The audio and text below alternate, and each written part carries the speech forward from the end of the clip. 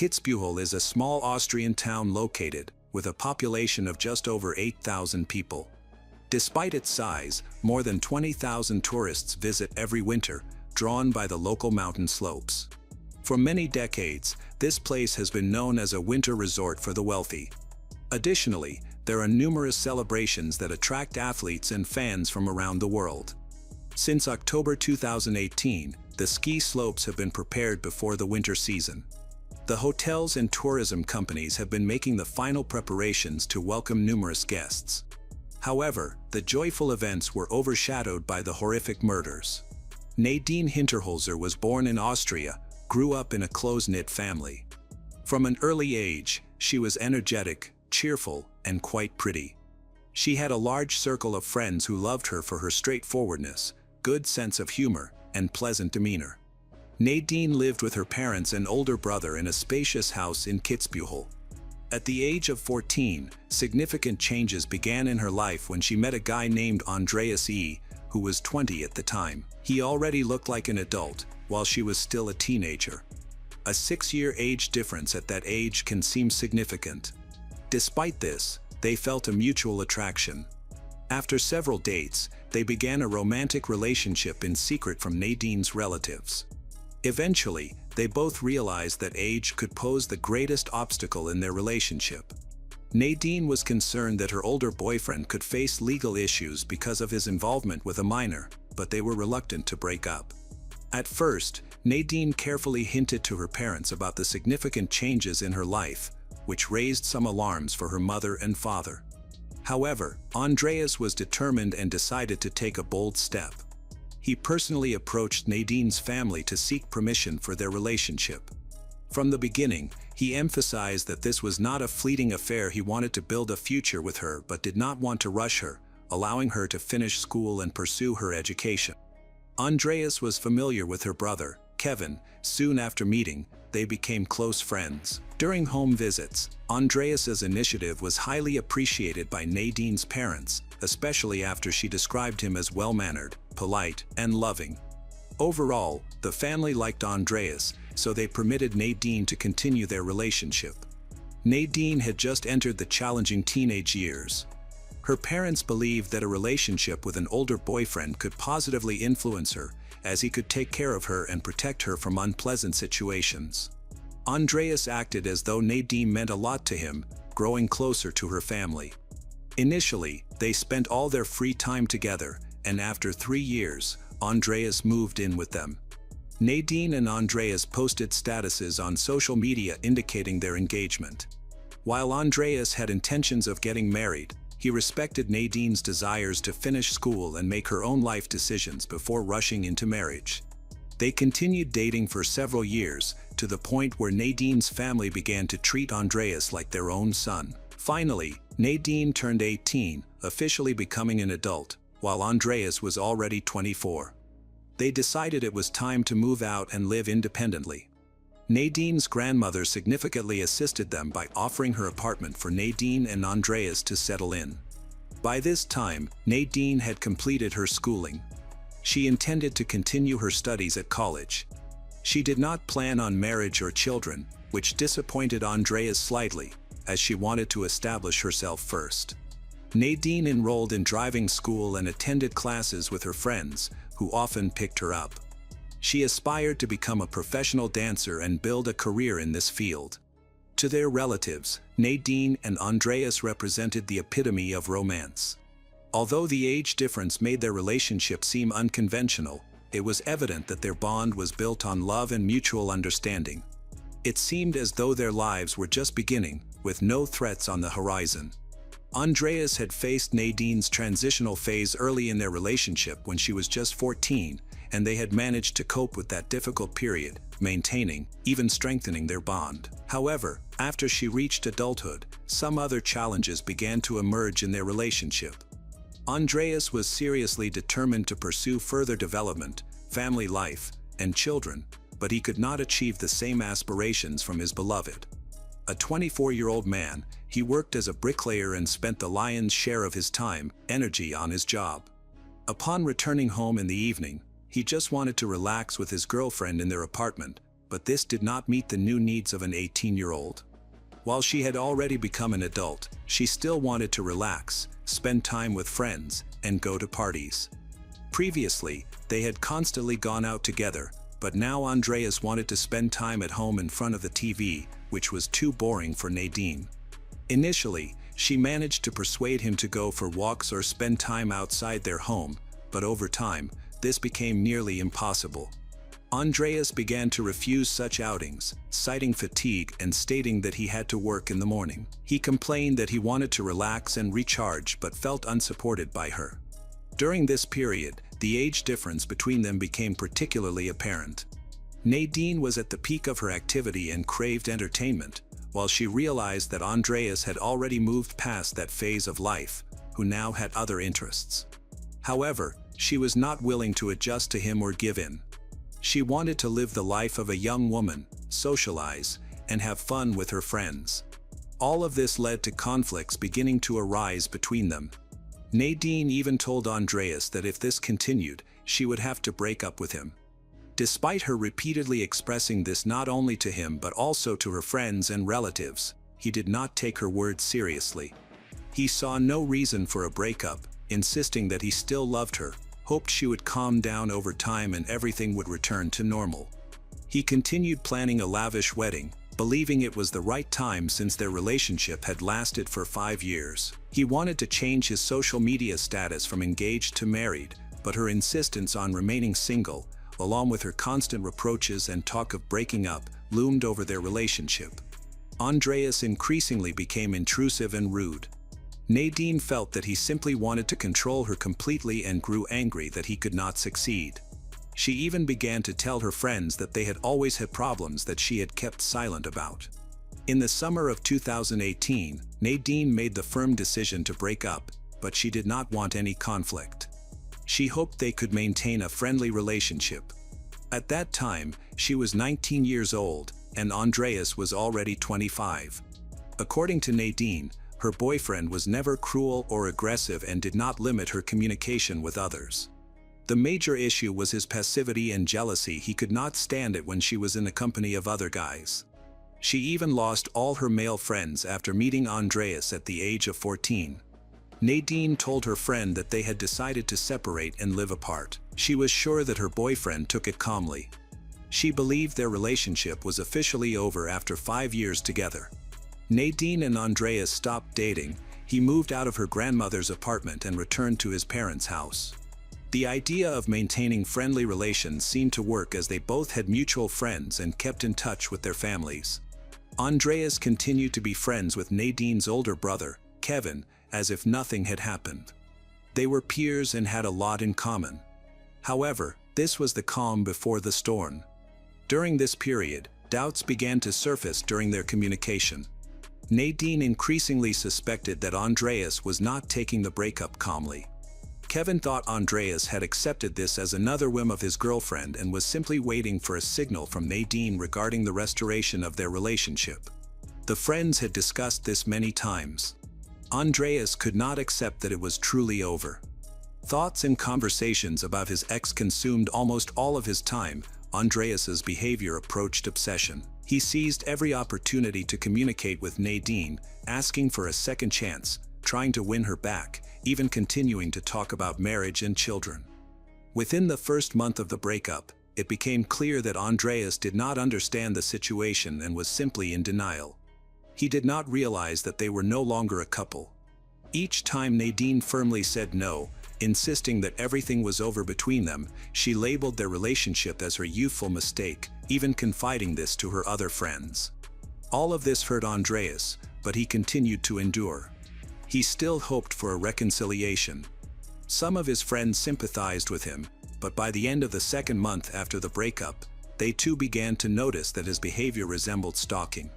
He showed up everywhere Nadine went, always initiating conversation. Andreas's persistence caused Nadine to start avoiding him. She tried to gently indicate that their relationship was over, but he only became more determined. When she tried to stop their meetings, he made efforts to interact with her. Nadine's friends and family knew that she was consistently rejecting his advances, but he was spreading different stories to his own circle. Even 2 months after the breakup, he still believed that she wanted to be with him and thought she was only trying to make him pursue her. Kevin tried to tell Andreas to move on and date other girls, but he remained stubborn.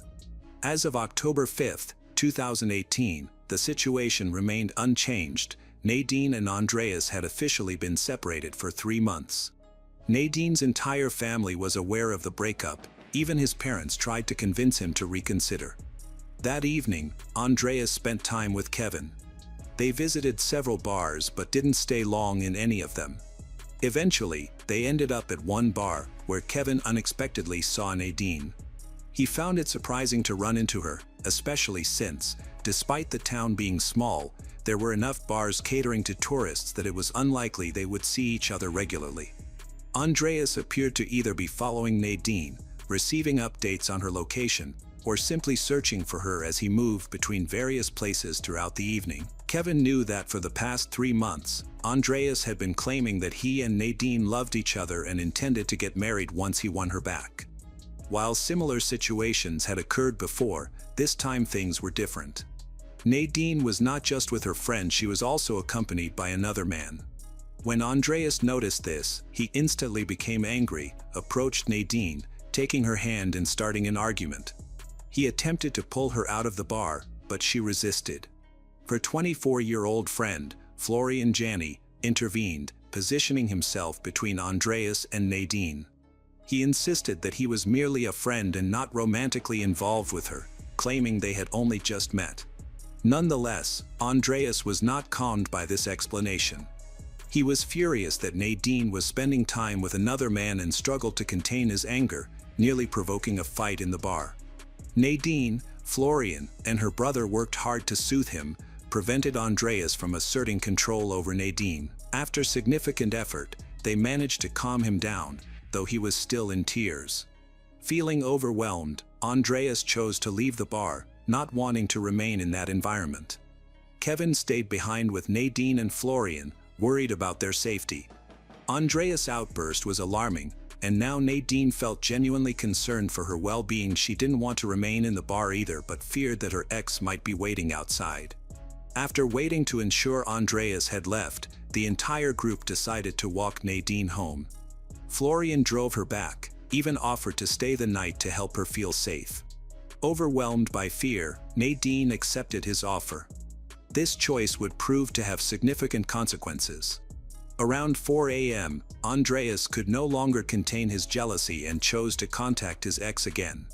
When he reached her house, he noticed an unfamiliar car in the driveway, which he recognized as Florian's. It became clear that Andreas hadn't gone home after leaving the bar. Instead, he had remained in the parking lot, secretly watching the group. He observed that Florian was with Nadine, while no one else had left the house. This only fueled his anger. Andreas suspected that Nadine was lying and dating someone new. He felt they were enjoying themselves together without a care. He resolved to confront both Nadine and Florian about the situation. Furious, Andreas jumped out of his car and started ringing the doorbell while banging on the front door. Instead of Nadine and her friend, her father, 59-year-old Rupert, answered. He came out to calm Andreas, who was shouting. Rupert insisted it was too late for arguments and asked Andreas to leave until morning, when they could discuss everything calmly. Rupert was aware of the situation involving Florian at the bar, reassured Andreas that Nadine and Florian were just friends. Understanding and approachable, Rupert shared a cigarette with Andreas, invited him to talk outside on the street. They had a conversation on various topics, as Rupert probably hoped this would soothe Andreas and persuade him to leave. Having known each other for several years, Andreas had become a valued member of Nadine's family. Nadine's parents treated him well, which is why Rupert chose not to call the police to remove his daughter's ex-boyfriend. After speaking with Rupert, Andreas seemed to feel less agitated. He got into his car and drove off, while Rupert returned inside to go to bed. However, just a short distance down the road, Andreas began to feel annoyed again. He came back 15 minutes later, knocking on the door and ringing the bell, which disturbed everyone in the house. Nadine and Kevin came out to confront him. Unlike Rupert, they were very upset, wanted to make it clear that Andreas needed to leave. A new argument broke out at the front door. No one was holding back their words. Nadine was determined to completely cut off ties with her bothersome ex and insisted that there should be no further relationship between them. She demanded that he vanish from her life for good. Kevin backed his sister, stating that their friendship was overdue to Andreas's stalking behavior. He was worried about Andreas's unhealthy actions and wanted nothing more to do with him. Meanwhile, Andreas felt betrayed, convinced that Nadine had been unfaithful and that Kevin was protecting her. He now felt abandoned by Kevin, who he believed should have supported him instead. Before leaving, Andreas tried to find out if Nadine had cheated. However, she firmly told him it was not his concern since they hadn't been dating for several months. At that moment, Andreas had a shocking realization: Nadine had actually broken up with him 3 months ago, and all his attempts to win her back were in vain.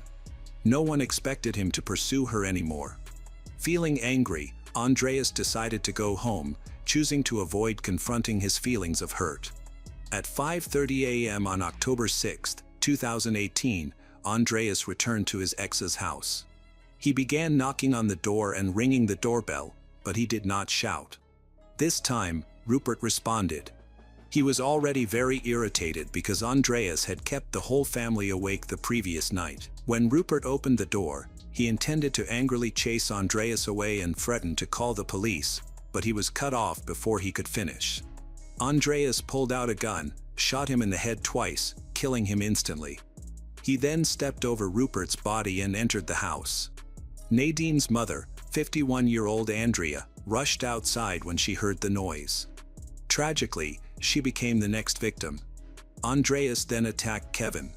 He went upstairs and attempted to enter Nadine's room, but Nadine and Florian had locked the door. Andreas determined that the quickest way to reach her was through the balcony. He went outside, climbed the bars on the building's facade, broke the window, opened fire on both Nadine and her friend Florian. This horrific event unfolded within just a few minutes, resulting in the deaths of 5 people. After committing the crime, Andreas drove to the Kitzbühel police station. He arrived around 6 a.m. and placed a gun in front of a police officer at the entrance. He confessed to having just shot 5 people. Additionally, he handed over a knife and a baseball bat, which he had used to break into the Hinterholzer home. He used the bat to shatter a window and gain access to Nadine's room. While the knife was never used, it appears he brought it along for safety. The police discovered 5 bodies at the scene, and the details of their deaths confirmed Andreas's account. Each victim had been attacked at close range with multiple bullets. Florian suffered gunshot wounds to his hands as he tried to defend himself. There was nothing missing from the house. The toxicology report indicated that Andreas was sober, with no alcohol or banned substance in his system. He had no prior legal issues. The entire community of Kitzbühel was in shock over the incident. In this close-knit town, crimes, especially such violent ones, were extremely rare. All the neighbors were familiar with the Nadine family, known for their kindness and helpfulness. They had good relationships with everyone in the area. Both the victim's family and the suspect's family were respected in the community. The community especially mourned the loss of Florian Jani, a talented young hockey player and goalkeeper, who was seen as a promising individual. His compassion for Nadine ultimately led to his tragic death. Friends who knew Nadine well later stated that she had no romantic involvement with Florian. They were simply friends who enjoyed good conversations. However, some speculated that Florian stayed the night to protect her, and suggested that they might have already begun dating. Following the tragedy, a small memorial with photographs of the victims was set up in the local church. Over the course of the month it remained there. More than 1,000 heartfelt notes were left by mourners and caring individuals in memory of the victims. Andreas had been in custody in a special cell designed for inmates needing extra supervision. The police considered him at high risk for end one's own life, so they monitored him closely. He spent 23 hours a day in solitary confinement and was allowed only 1 hour outside to walk in the yard. When the family of Andreas learned what had happened, they addressed the town's residents, expressed their condolences. They also informed the police that a gun belonging to Andreas's brother was missing. The brother had a permit for the firearm, which he kept at home for self-defense. Unfortunately, Andreas knew how to access it and where the key to the safe was. The gun's serial numbers matched, and Andreas confirmed that he had stolen the gun from the house. At a press conference, Andreas's parents expressed their belief that he should face appropriate consequences for his actions. They mentioned that their son's mental health had declined while he was in prison. Despite widespread public anger, the family attempted to explain Andreas's behavior. His father stated that Andreas had been struggling with depression, particularly following his breakup with Nadine. His mother added that while her son might have had mental health challenges, it is unclear why he and his family never pursued mental health treatment. Andreas faces charges for murdering 5 people with a firearm and for breaking and entering. Andreas's lawyer intends to base their defense on his client's questionable mental state.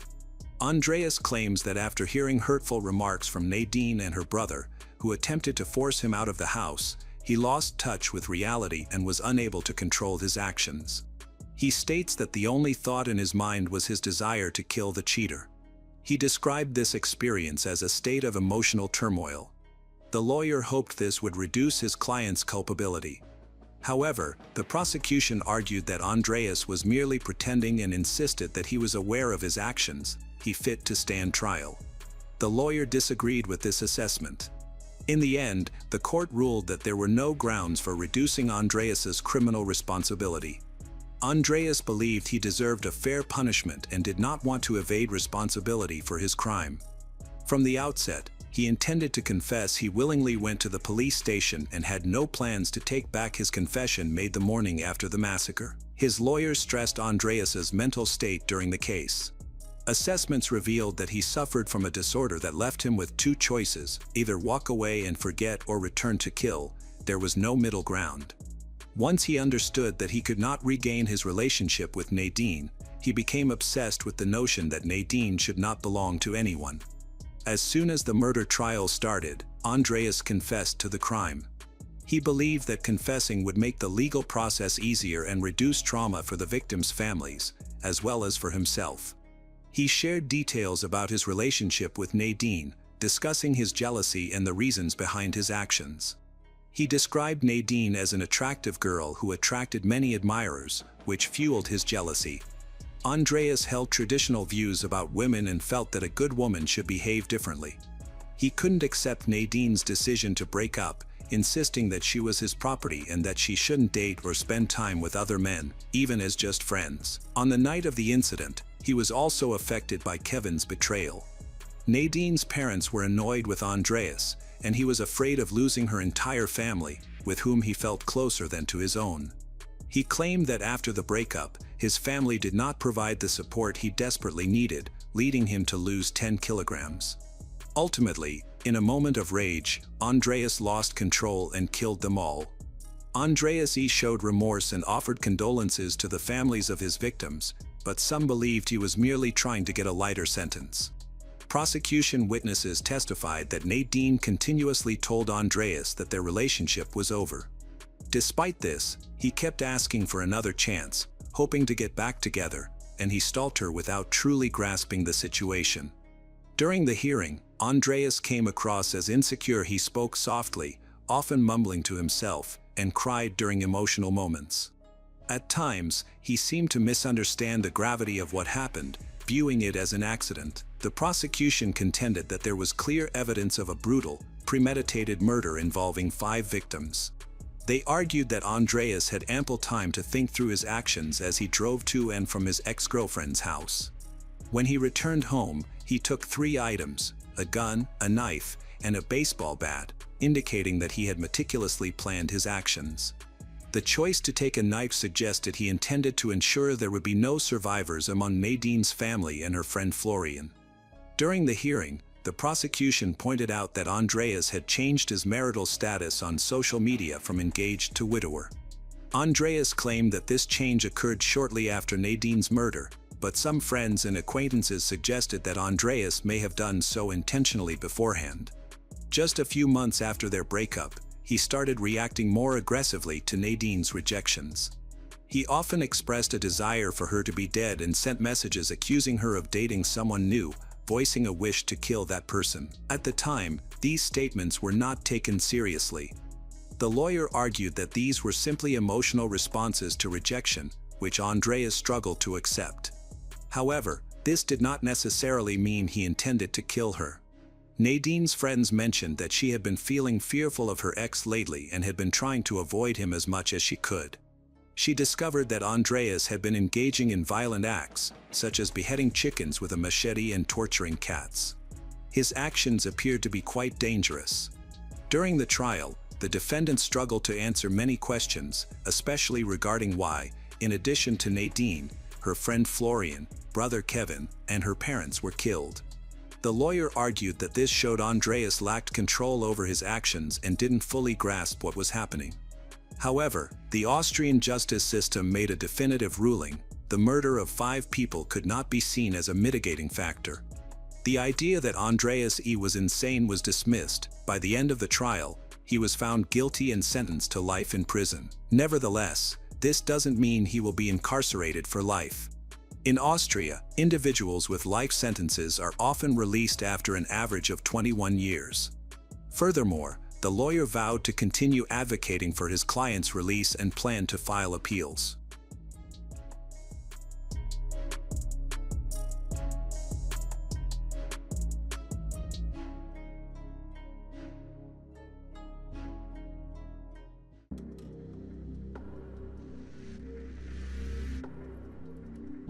Hello everyone, today we will learn about another case.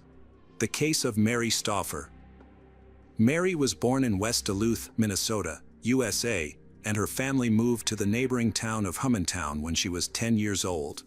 She had 3 siblings, all of whom graduated from a local school and planned to go to college. Mary attended college and graduated in 1965. She loved working with children and dreamed of teaching, a dream that came true when she got a job at a school. She is a math teacher. In her personal life, everything was also successful. She married a seminary graduate, Irv Stauffer. They were devout Baptists. They first went to the Philippines as missionaries in 1967, and the trip was successful. Mary taught in Minneapolis for a couple of years. Then they moved to Polk, Nebraska, where her husband was asked to become the pastor of a congregation. They dedicated themselves to serving the church there, where both of their children were born. In 1975, they returned to the Philippines to undertake a 4-year mission trip. There, they planted new churches on the islands and returned home to Minnesota in 1979. Mary was planning to go to the Philippines again, this time intending to take her children with her. A few days before the family was to leave for the Philippines, while they were in the suburbs of St. Paul, they were destined to meet a person who would turn their lives upside down.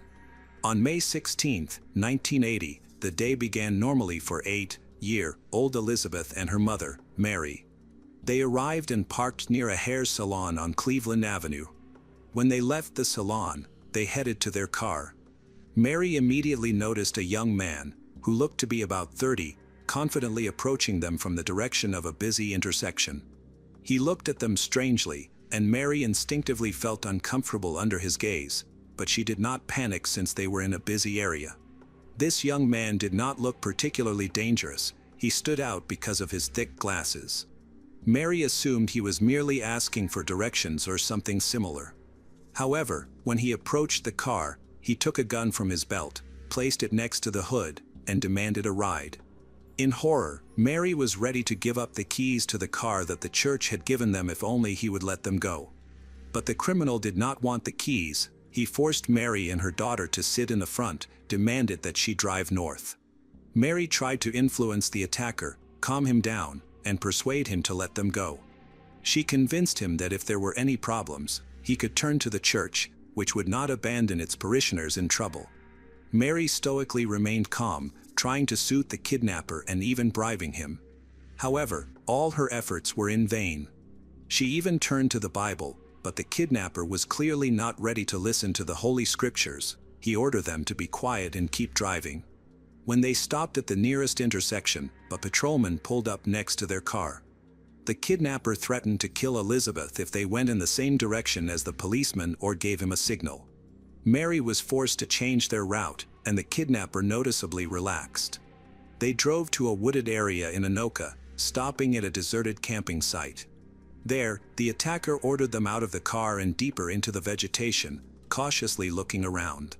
He forced them into the trunk, tied the mother and daughter together, taped their mouths shut. He then got behind the wheel and drove into the countryside. There, he planned to pick up a spare tire for his van, placing it in a trunk right on top of the captives. At that moment, two neighborhood boys became curious about what was happening and came dangerously close. One stood in front of the car while the other, named Jason Wilkman, approached the trunk from behind. The little boy curiously looked at the wheel and seemed to notice something underneath it. The kidnappers saw Jason and panicked. Without thinking twice, he grabbed Jason and threw him into the trunk with the others. When Jason's friends saw what had happened, he immediately ran home to tell his family. The kidnapper chased after him but was too far behind to catch up. In a panic, he jumped behind the wheel and took off. Jason was crying, and Mary tried to talk to him, but he was too scared, could only tell her his name and age. She tried to calm the children down, and it worked. At least they stopped crying. The trip was short, but Mary heard them moving around in the rough terrain. Branches and bushes constantly hit the vehicle as the criminal drove deep into the forest for several kilometers. Here, he pulled Jason out of the trunk and took him away. A few minutes later, he returned alone, did not open the trunk, but simply got behind the wheel and drove away. Mary prayed that he would just let the innocent child go because she did not hear any shots, but gloomy thoughts crept into her mind. Mary's car was left in the bushes. It was hard to see because he was increasing the distance from the police. The kidnapper got into a black van without windows, along with Mary and her daughter. Before driving off, he double-checked the ropes on his captives, then returned to the city and took them to his electronics store, where he allowed them to use the toilet and gave them juice to drink. They stretched their limbs, which had gone numb. Mary tried to find out what he wanted, but instead of answering, he taped both their mouths shut again, tied them up, put them back in the van, and drove them to his family's house in a neighboring town. The small house was only 10 kilometers from the apartment where the Stauffer lived with their children. Nevertheless, Mary and daughter did not know where they were. They were mistaken while he wandered through many places. The criminal took both of them to the bedroom of the house, which was small, dark, and cramped. He removed the door handle and locked the door. Getting used to the darkness and looking around, Mary and her daughter realized they were in a kind of storage room filled with clothes, toys, but there was nothing that could help them. At the same time, Mary's husband, Irv, and her son, Steve, were waiting for the return of the mother and daughter from the beauty salon. They had a family dinner planned, and the last preparations were to be made before leaving. Both should have returned long ago, which began to worry the household. At 4:30 p.m., Irv called the salon, and the hairdresser confirmed that the visitors had left long ago but had no idea where they were going or what could have happened.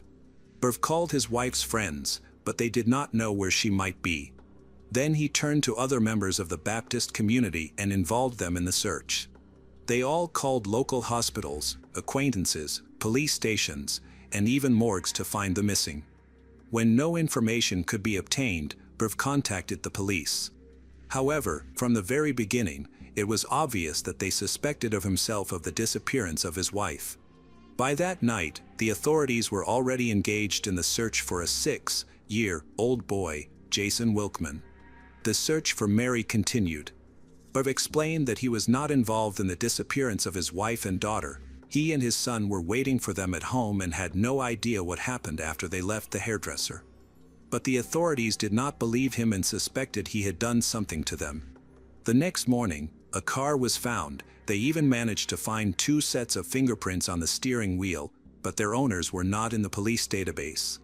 The car had no license plate, so investigators could not determine whose car it was. The area around the car began to be thoroughly searched.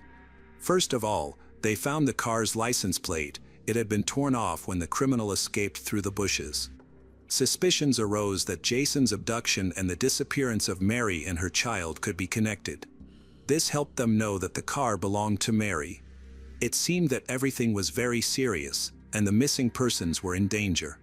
About 300 police officers and volunteers were gathered to begin the search operation.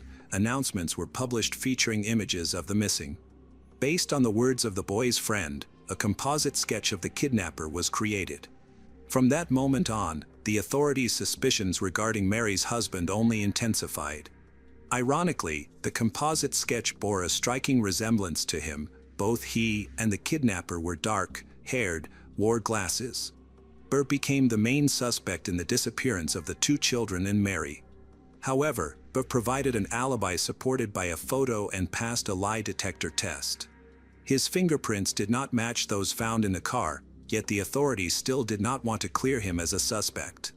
Burr continued to emphasize his innocence and pointed out that the investigation's misconceptions were leading them away from the real goals of the search operation. Before her first trip to the Philippines, Mary had taught at the school, and among her ninth-grade students was Ming Sun Shiu, a teenager of Taiwanese American descent, with whom Mary had a good relationship. He showed great promise in sports and also had significant academic success. It seemed that the teenager had a great future ahead of him. Later, former students of Mary said that Ming was enamored with his math teacher. He thought she seemed smart and stately. After Mary went to the Philippines, she returned and moved to another city. Ming became truly obsessed with his teacher and constantly remembered her. He began to pursue his secret love, and it looked radical. Confusing the younger of Stauffer with his father, also named Irv, Ming showed up at Mary's in-law's house in Duluth on the 4th of July and held of Sr. at gunpoint. Ming took him into the house and told him to call his wife to the room. When Mary's mother-in-law entered, Ming realized his mistake. Ming claimed he was simply mistaken and threatened that if they went to the police, he would return and shoot them both, and then he ran away. The elderly couple had no idea that Ming was really interested in the younger Irv. They never reported it anywhere and didn't even tell the mayor and his son about the incident until they returned from the Philippines in 1979. No one had any idea who could have attacked the families. Neither the motive nor the goals were known. Mary only found out that the attack was carried out by Ming when he had already taken her and her daughter prisoner. He proudly told her about it before attacking her. Mary had no idea that he had been spying on the family from the forest, which was located not far from the house where they settled. Probably, he decided to attack because he saw preparations for departure and understood that soon they could leave again for a long time. Shortly before the kidnapping, Ming even tried to get through the doors of the patio, but nothing came of it. Later, he attempted to get through the storage room and drilled several holes. Burr found sawdust and removed it, but he still did not understand the relevance of their appearance. Now everything fell into place. In the meantime, the captives experienced the hospitality of the criminal. Immediately after the kidnapping, Ming admitted that Mary was lucky that her family was not nearby during the surprise attack, as he was ready to do anything to take her, even kill everyone. The next day after the kidnapping, he pulled Mary out of the closet, spread a blanket on the floor in the living room, tied her up. After that, he made a 3-hour video interview in which he revealed his identity. Mary remembered Ming when he spoke about math lessons at school. He reminded her that he was the student she had failed in exams. Mary immediately recalled who he was but could not understand what he meant. He told her that he couldn't get an academic scholarship because of her, as his parents had died, and he couldn't afford to go to college because of that. After losing his place in school, he was drafted into the Vietnam War, which led him to a prison camp where he experienced some tough times. He blamed Mary for all of this. Now, he wanted to make her pay. There was one flaw in this tragic story: Ming had made it all up. Mary remembered perfectly well that he graduated from high school with excellent marks, so he could easily have received a scholarship to any college. In reality, he attended the University of Minnesota and graduated from there. He never served in the army and instead immediately opened his own store. Mary realized that his story was a lie designed to impose a sense of guilt and manipulate her. In fact, Ming lived in a fictional world.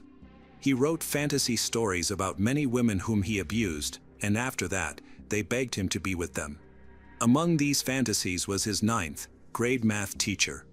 During a video interview, he revealed his intent not to cause physical pain but to inflict emotional trauma so that she would feel dirty, humiliated, and insulted. The footage included more than 6 hours of assaults. Over the next few days, a friend of Ming returned a borrowed camera but kept the tape of the torture. He abused Mary daily. Ming claimed he was not a pedophile, he never abused Elizabeth, nor did he force her to watch the torture of her mother, although he repeatedly threatened to do so. Unfortunately, this did not mean that Beth would remain on the sidelines of his villainous fantasies. Elizabeth turned out to be a pawn in his fictional stories. Ming demanded that Mary show love, but she refused because she was a believer and a devoted wife who had promised to love only her husband. To force she to submit, he threatened to place her daughter in a thick plastic bag and tie it shut, claiming that it would take 4 to 5 minutes for Beth to inhale all the oxygen, after which she would die. He also threatened to kill all the members of her family one by one until Mary obeyed. Mary was forced to meet him halfway. She kissed him on the cheek, feigning love, but this was not enough. Only a kiss on the lips calmed him down. Then he removed the bag from her daughter's head. Later, during a similar incident, he left Elizabeth in his van for 4 hours. This happened on a hot summer day, and in the scorching sun, the girl miraculously did not die. This experience finally convinced Mary of the need to obey him, otherwise, they would be in trouble. In the meantime, their family continued to hope that they would see both Mary and Elizabeth alive. Weeks went by, and according to statistics, the probability of the missing returning after such a long period was practically zero. After 2 weeks, the police called Irv and reported that they had found a woman's body in the forest, which was presumed to be Mary's.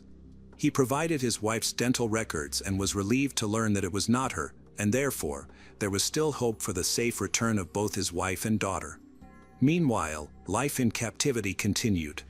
After some time, Ming softened the strict rules of the internal regulations. He allowed his captive to eat in the kitchen, take a shower on the 10th day, even gave Elizabeth several board games and a TV. He began to affectionately call her Betty. Despite the circumstances, this looked very unpleasant. During this period, Ming forced Mary to write 2 letters to her husband. In the first letter, she was to convince the police that she had not disappeared but had simply run away from her hated husband, whom she no longer loved. In the second letter, he voiced demands that the police stop their interference, or else no one would ever see either of them again. Ming still led a double life. He was involved in business management and worked in his electronics store as if nothing had happened. From the outside, it seemed that he was quite decent and that his life was completely ordinary. In reality, he was a kidnapper and a murderer. After 3 weeks, Ming took a rented mobile home and went with his victims to the fair in Chicago. Before that, they stopped at a shopping center in Madison, Wisconsin, to change clothes, as they had been wearing their old clothes since the abduction. Both victims were under close watch from him. He would not allow them to escape. He kept one of the 2 by his side, and in case of escape, he promised to kill the other. This was how he was able to grant them some relative freedom of movement, albeit within reasonable limits. Despite all of Mary's efforts to warn the police by using a receipt from her bag while shopping, the bank was notified and, unfortunately, the FBI never received the information. It apparently got lost. When Elizabeth was left unattended for a while in a shopping mall, she attempted to tell a group of teenagers that something had been stolen, but they just laughed and walked away, not believing her story. By the end of this little trip, all 3 even stopped by the University of Minnesota campus to watch fireworks. During this time, at least 3 police cars drove past them. However, Mary knew that the criminal had a gun with him, and she feared that he might harm them without thinking twice if she called for help. So she remained silent, despite her hopes. On July 7, 1980, Mary and Elizabeth faced serious difficulties. Ming realized that he could not remain in his house forever without being noticed. Therefore, he decided to buy a mobile home for the 3 of them, making it clear that he intended to continue this madness and wanted to eliminate any possibility of being caught. Mary understood that there might not be any other chances to escape, so she planned to wait for him to leave for work before trying to free herself. The next morning, Ming went to work as usual, and Mary began her fight for freedom. She managed to muster enough strength to remove the heavy door from its hinges, from which the captive shackles were attached. Until that moment, they had been unable to do this. Suddenly, she heard some noise and feared that Ming had returned. Mary was instantly frightened. She acted quickly and returned everything to its original state, as if they were still tied up. They seemed to sit and listen forever until finally, they calmed down, realizing that Ming was gone. The nervous tension played a cruel joke on them, but the situation did not improve because precious time had been lost. Mary had no idea when their tormentor would return. She got to the phone and called the county sheriff's office. She was put on hold twice before finally contacting the detective who was leading the search for the 3 missing people. Thanks to a tag from a dry cleaner, she provided the address where she and her daughter live. Mary was most shocked by the policeman's question about whether Jason was with them. It was then that she realized that the child had never returned home and was probably killed in that forest during a stop. In fear of Ming's return, they simply hid in the storage room, afraid that their tormentor would soon come back. Fortunately, the police arrived before long, and the mother and daughter were freed. Both victims were photographed, having remained shackled with bicycle cables for almost 2 months. FBI agents went to Ming's shop, searches were conducted, and the criminal was arrested without resistance. A few days later, Mary went north to visit her family. Her happy release from captivity, along with her daughter, became a real sensation. However, in reality, their misadventures were not over yet. Just a few days after being incarcerated, Ming hired a killer. It turned out to be a cellmate, Richard Green, who was about to be released from prison. He asked Green to commit the murder of Mary and Elizabeth so that they could not testify against him. Additionally, Green was supposed to help Ming escape from prison in exchange for a promise of $50,000 once the job was done. As an advance, he handed over a check for $1,000. Fortunately, this plot failed, and the criminal was caught. Richard did not admit that he was hired. This was only discovered during a second interrogation and after checking the financial transactions. The prosecutor's office had more than enough evidence to build a strong case. The jury ultimately viewed a 3-hour interview that fully revealed Ming's insidious plan. The hearing was a tense moment for all involved. The mayor had to walk between the prosecution and defense tables. As soon as she asked Mary the first question, Ming jumped up and attacked the mayor. However, the prosecutor blocked his path. The guards knocked him down and immobilized him. The hearing lasted 10 days, after which Ming was found guilty of kidnapping. Difficulties arose even before the hearing began. He confessed to one of the psychiatrists who worked with him that he knew where the body of Jason Wilkman. He was then offered a plea bargain. The authorities agreed to reduce the charge to second-degree murder. In late October, Ming led the police to the boy's body. Jason had died from blunt force trauma to the head, inflicted from behind. Ultimately, Ming Sin Shiu was sentenced to life in prison but retained the possibility of parole after 30 years. Mary then had to testify again as a material witness in the trial for Jason's murder. It seemed that this terrible story was about to end. However, this time Ming was prepared for the meeting. He secretly brought a knife into the courtroom. During cross-examination, when Mary was answering questions, he jumped up from his chair, grabbed her by the neck from behind, and took her hostage, holding the blade near her throat. Fortunately, there was a policeman behind who managed to snatch the knife away and prevent the murder. As a result, Mary suffered a cut that went through her chin and the corner of her mouth, requiring 62 stitches. The second trial was postponed. As part of a plea bargain, Ming confessed to the kidnapping and second-degree murder of Jason, after which he was sentenced to 40 years in prison, with the terms of the sentences to be served concurrently. The case of this dangerous criminal was again in the spotlight. In 2010, the judge ruled that, in the case of parole, Ming Sin would be sent to undergo a state program for individuals who have committed violent abuse crimes. According to the judge, Ming met the criteria for criminals who require life imprisonment. After many hours of evaluating psychiatric reports, it was decided that he posed a permanent threat to society. For Mary, this decision came as a great relief, as Ming had openly declared to Beth, and then the entire family, that if he were ever released, he would come for them. Curiously, Ming's business was estimated by experts to be worth about $250,000. The Stauffer family filed a civil suit against him as compensation for illegal restriction of freedom and emotional distress. However, upon hearing about this, Mary declared that the right to seek justice belonged only to the Lord God, and she refused to pursue the case. After all these events, Mary repeatedly stated that despite all the evil this man caused, she continues to pray for him. Ming Sen Shiu is currently being held at the medium-security federal prison in Marion, Illinois. The ordeal of Mary Stauffer and her daughter Elizabeth stands as a chilling testament to the depths of obsession and the fragility of ordinary life. Yet, through nearly 2 months of unimaginable torment, Mary's unwavering faith and courage not only secured their escape but also illuminated a path of resilience for her family. The tragic death of Jason Wilkman and the scars left on the Stauffers underscore the devastating ripple effects of one individual's malice. Decades later, with Ming confined and deemed a perpetual danger, Mary's choice to forgive and pray for her captor reflects a profound strength that transcends vengeance.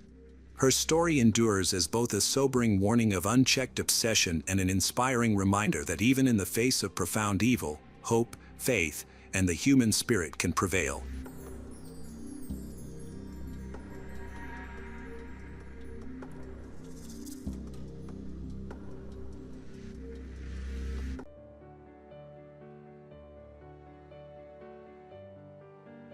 Perry March was born in 1961 to Arthur March and Sephora. He and his wife, Janet, were complete opposites of each other. He is ordinary, but his wife was a very bright, beautiful woman, dreamy and talented. Janet grew up in a wealthy family, as the daughter of a well-known lawyer from Nashville. Janet and Perry met as students at the University of Michigan in the early 1980s and quickly became inseparable.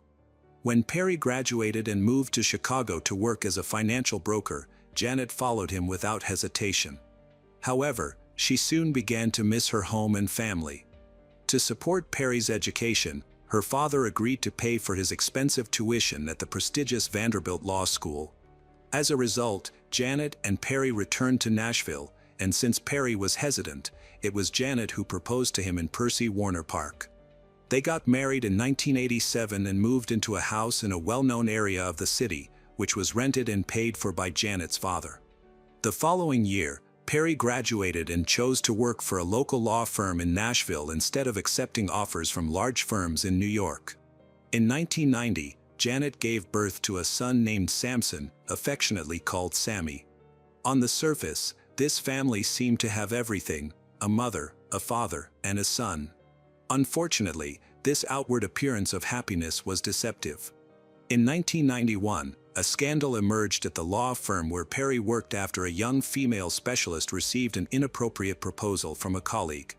A stranger sent her a letter expressing his attraction to her and his desire for an intimate relationship. Feeling embarrassed, the young woman reported the incident to her boss. After this, 2 more letters arrived, urging her to respond to the proposal by leaving a message in the firm's library.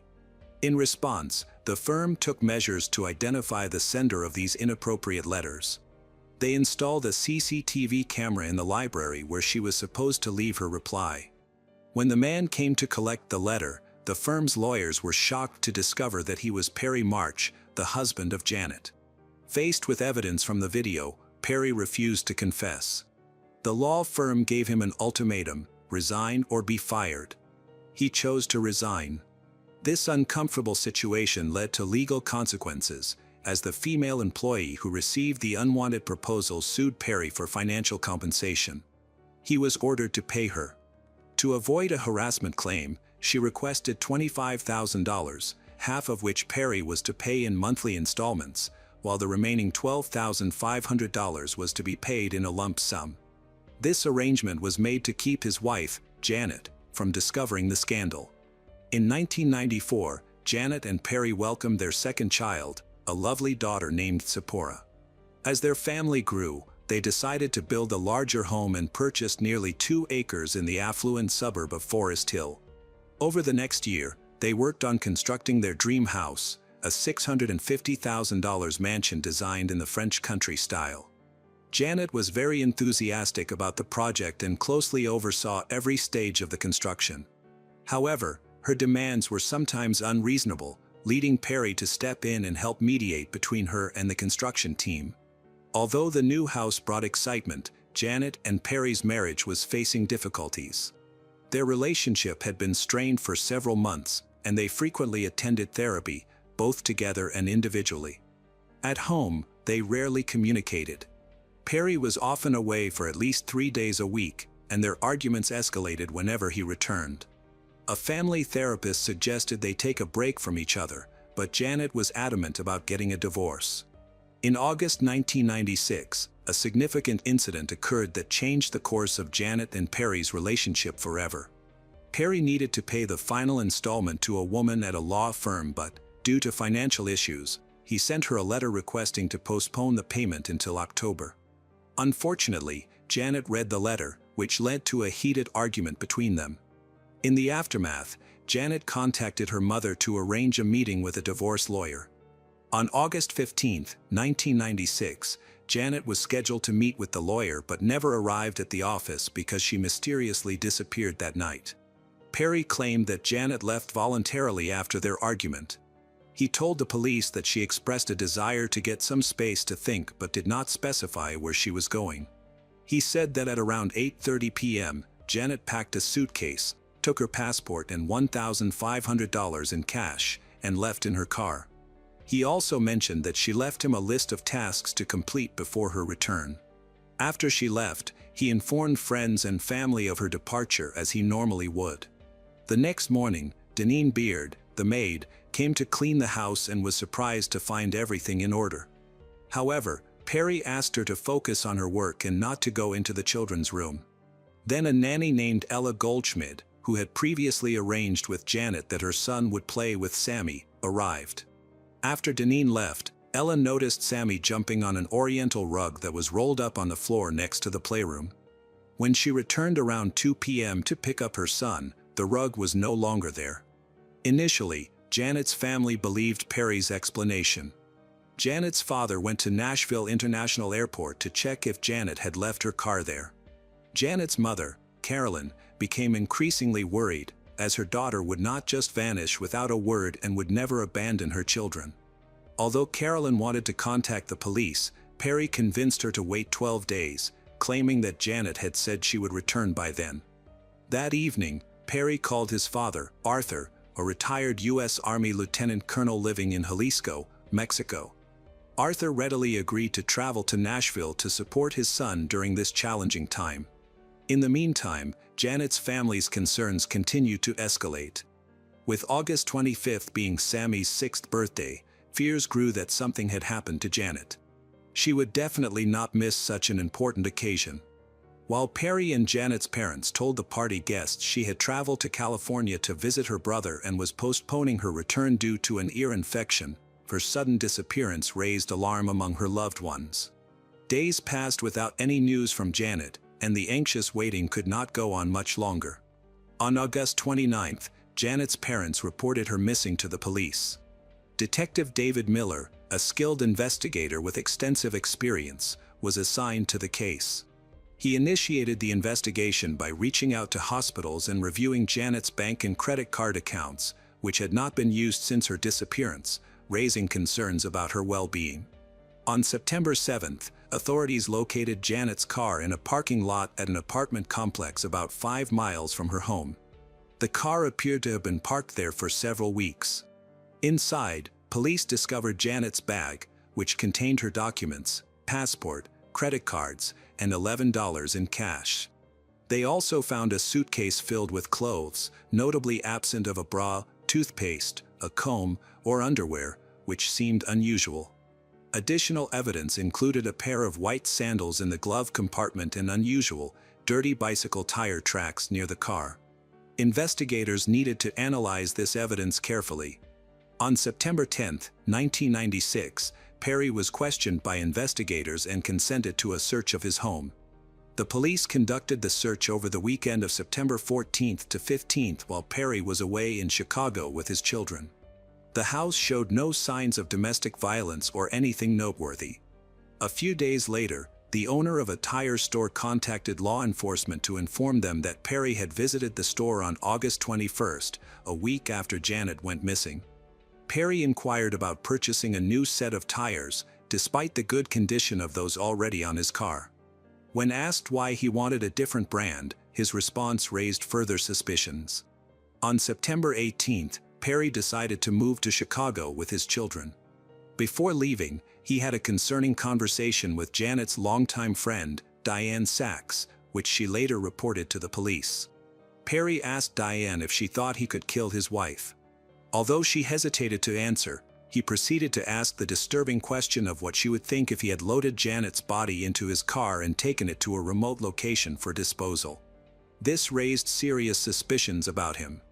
As a result, the police launched a comprehensive search for Janet, involving divers, 2 helicopters with thermal scanners, specially trained dogs, police officers, and volunteers.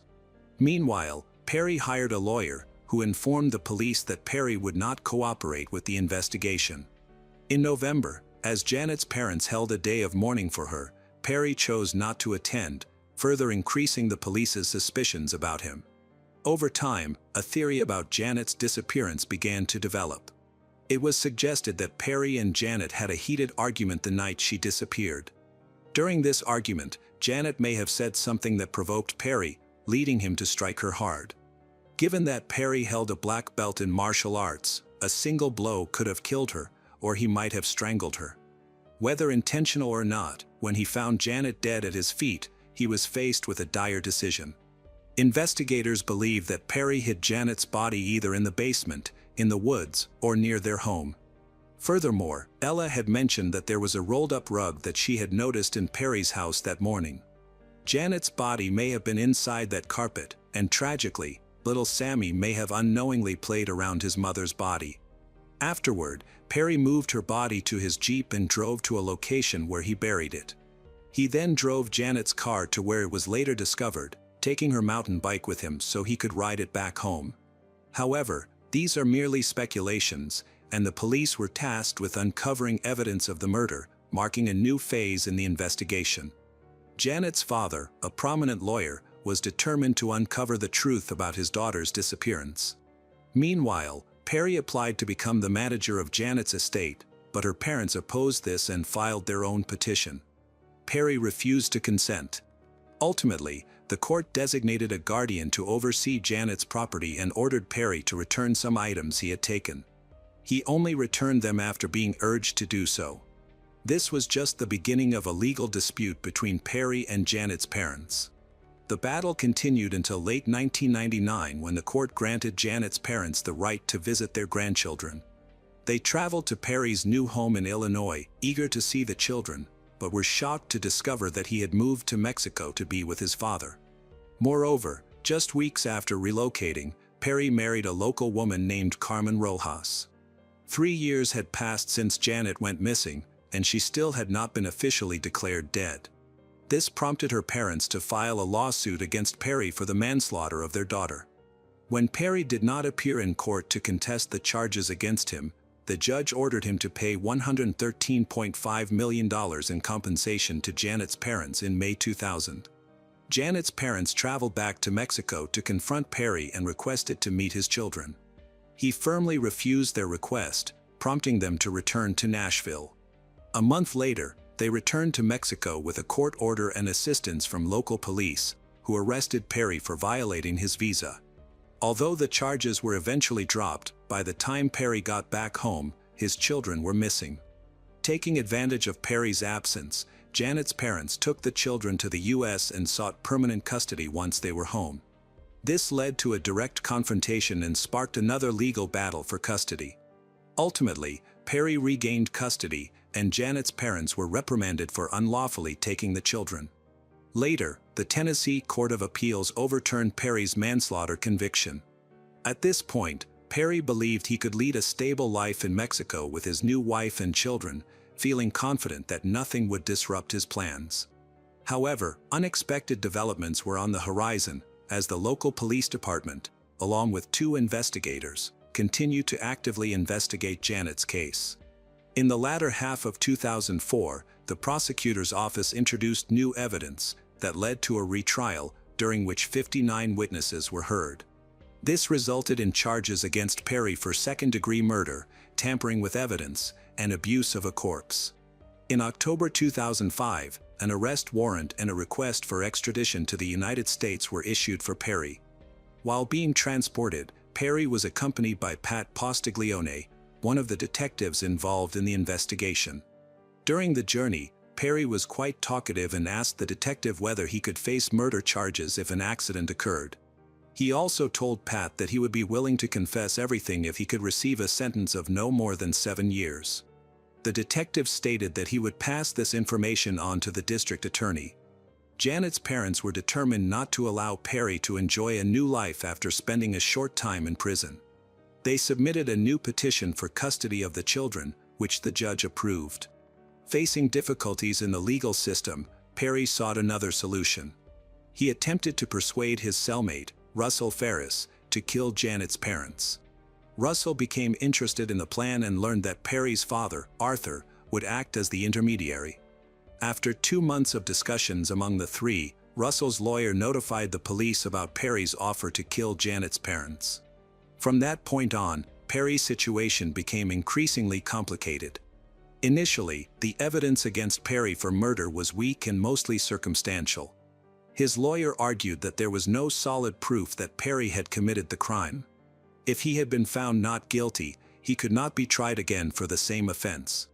However, the situation changed dramatically with the discovery of a murder-for-hire plot involving Janet's parents.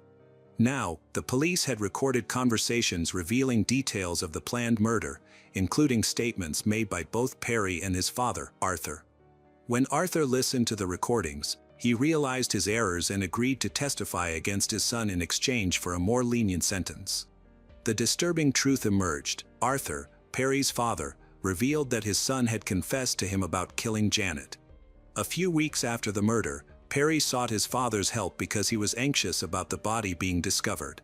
He asked Arthur to help hide it.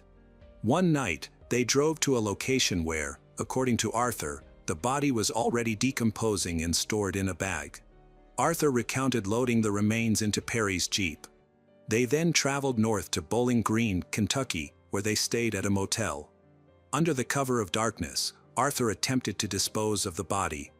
He looked for a body of water deep enough to conceal the remains but was unable to find one before sunrise. Eventually, he located a suitable spot. Arthur later attempted to guide investigators to the location where he had hidden the body, but he couldn't specify the exact spot. However, both the police and the jury believed his account of the incident. According to Arthur, after Perry killed Janet, her body remained in their home for some time, wrapped in a rug. Unfortunately for Arthur, his confession did not yield the leniency he had hoped for, and he died just months later while incarcerated. Perry faced a much harsher fate. He was convicted of second-degree murder, tampering with evidence, abuse of a corpse, theft, and conspiracy to commit murder, resulting in a 56-year prison sentence. He is currently incarcerated at the Morgan County Correctional Complex, where he assists fellow inmates with their legal appeals in the prison law library. He will be eligible for parole in 2038. Tragically, Janet's remains have never been found.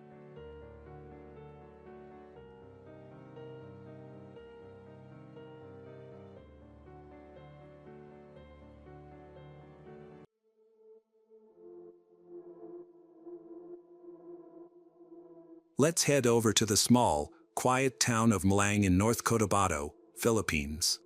It's a place known for its calm vibe and rural charm, where life moves at a slower pace. The people here are deeply connected to the land, relying on agriculture for their livelihood. In this peaceful town lived the Magwad family. Unlike many others, they led a pretty stable life. Cruz Magwad, the father, was an elementary school teacher who was well respected and loved by everyone, often being praised for his hard work. His wife, Lovella, was the principal at the same school. Together, while they didn't make a lot of money, they were considered one of the more privileged families in town. Their youngest child, Criziol Lewis, was 16 years old. He dreamed of becoming a lawyer even at such a young age and was determined to work hard to achieve that goal. Besides being intelligent, he was also creative, playing guitar, drawing, and reading in his spare time. His older sister, Crizzle Gwyn, was the more intense one, super smart, driven, and goal-oriented. She had always been that way as a kid, being a Girl Scout with a sash covered in so many badges that there was no room for more. Gwyn didn't stop there. She enrolled in a pre-med program during high school and planned to become a doctor. By all accounts, Gwyn was the type of person who would sit with you at a party if you were feeling shy, sticking by your side until you felt at ease. That's how she met 17-year-old Janice Sebeil. However, unlike Gwyn and Lewis, Janice's childhood was far from happy. She wasn't privileged enough to attend school and had to work from a very young age. Even worse, she grew up without parents. Her first real memories began around the age of 8. Before that, everything was a blur. She only recalls being found by a stranger wandering alone on a huge shipping container boat. Her parents were nowhere to be found, and Janice believed they had abandoned her. A stranger was kind enough to post her picture and name online in an attempt to find her parents. They shared her story on Facebook and various online forums, but no one ever came forward. Eventually, Janice was dropped off at the Philippine version of Child Protective Services, the Department of Social Welfare and Development, where she moved from one foster home to another. Not long after, Janice was offered a live-in nanny job by a family. Though she hated the job, she was incredibly grateful for the opportunity. Janice shared all of this with Gwyn, and Gwyn was so deeply moved by her story that an idea began to form in her mind, an idea that could give Janice the safe, loving home she deserved: adoption. Together with Lewis, Gwyn decided to present this idea to their parents. Like a well-thought-out thesis, they approached the subject with serious dedication, explaining that adopting Janice wouldn't just change her life, it would help their family too. They convinced their parents that Janice could pitch in with the chores around the house, which was a significant consideration in their Asian family culture. It wasn't uncommon for children to share the responsibility of washing dishes, cleaning, and cooking. With one more set of hands to help, the family would run more smoothly. Gwyn's parents weren't exactly rolling in money, but they believed in teaching responsibility. The kids had chores, had to keep their grades up, and attended church every Sunday. They were strict, but it was out of love. Gwyn and Lewis respected that. In 2021, Janice moved in, and it was like she was instantly part of the family. The Magwad welcomed her with open arms. Lewis even gave up his own room so Janice could have a more comfortable one. They enrolled her in school right away, and for the first time, Janice didn't have to wake up with the constant worry of finding food or going to work. She was finally allowed to be a kid. As Janice settled into her new life, the bond between the three siblings grew stronger by the day. We could see the happiness shining through, especially in the videos they posted on TikTok. Janice even got to experience a family vacation for the first time, something she had always dreamed of. Laughter filled the air as they explored new places together, creating memories she would cherish forever. For once, Janice felt like she belonged to something bigger, something safe and full of love. But just when everything seemed perfect, Janice's world was about to shatter. On December 10th of that same year, she posted a series of statuses on Facebook claiming that she and her siblings were under attack. It was just days before Christmas, a time that should have been filled with joy. Instead, it marked the beginning of a nightmare. At that time, Mr. Cruz, their father, was at school doing some chores related to the upcoming holiday, while Lovella, their mother, was away on a work trip. Everything changed when Mr. Cruz received a phone call that left him frozen in terror. The voice on the other end told him that their home was being ransacked, and his children were inside. By 3:15 in the afternoon, Cruz finally arrived at the house. It was eerily silent outside the front door. His eyes locked onto a blood-soaked blanket on the ground with a knife nearby. He called out for his kids, but there was no response. He moved quickly to the back door and managed to find a way inside. Cruz moved rapidly through the house, his voice echoing off the walls as he searched for his children. when he entered the living room that a horrifying sight met his eyes. There, lying on the floor, was his daughter Gwyn. A towel soaked in blood was wrapped around her body, her limbs and torso were covered in multiple slash wounds. But it was the injuries on her neck that were particularly severe. Crime scene photos later revealed the gruesome extent of the wounds. Her flesh was torn apart, and ants had already begun to gather on her body. Not far from Gwyn, near the main door, crews found Louis. His hands and feet were bound, and a gag covered his mouth. His body was riddled with fresh stab wounds, and the amount of blood suggested that the attack had happened just moments before crews arrived. But there was one more person missing. Janice's heart pounded as crews continued to search the house, calling her name. Finally, Janice appeared. She emerged from her room, her hair wet and her face pale and shaken. She was in shock, barely able to speak. Seeing her, crews immediately called the police. The officers arrived soon after, stepping into a crime scene that would later be described as one of the most gruesome in the Philippines. Blood pooled on the floor, and the house bore the marks of extreme violence. Janice, while trembling, told the officers that they had been attacked. The house was in disarray, cabinets had been pried open and personal belongings were scattered across the rooms. At first glance, it seemed like a robbery. However, investigators knew that appearances could be deceiving. They needed to confirm whether anything valuable had been taken to solidify the robbery theory.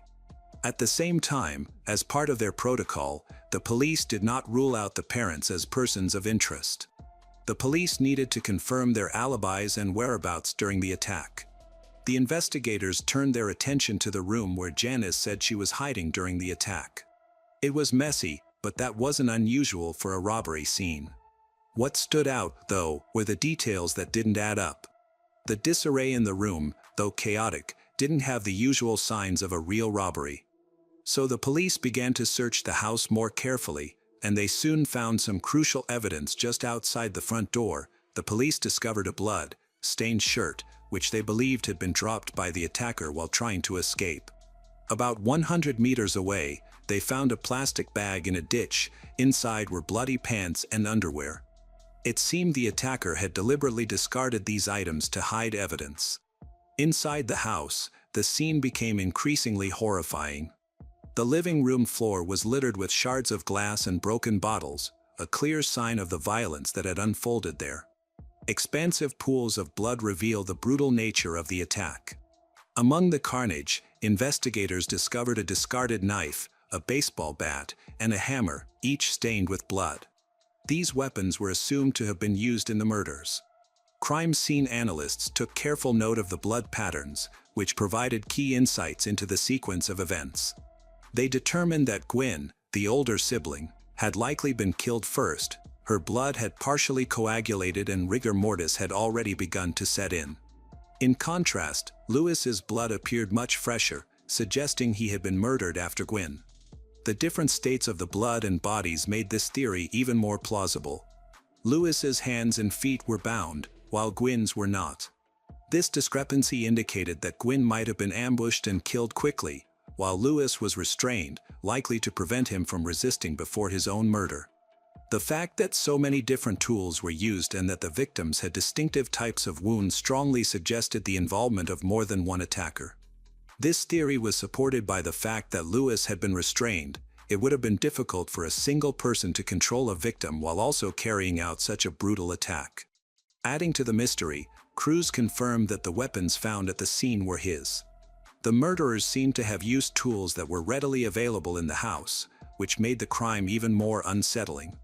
As investigators continued to gather evidence, they found something that stood out.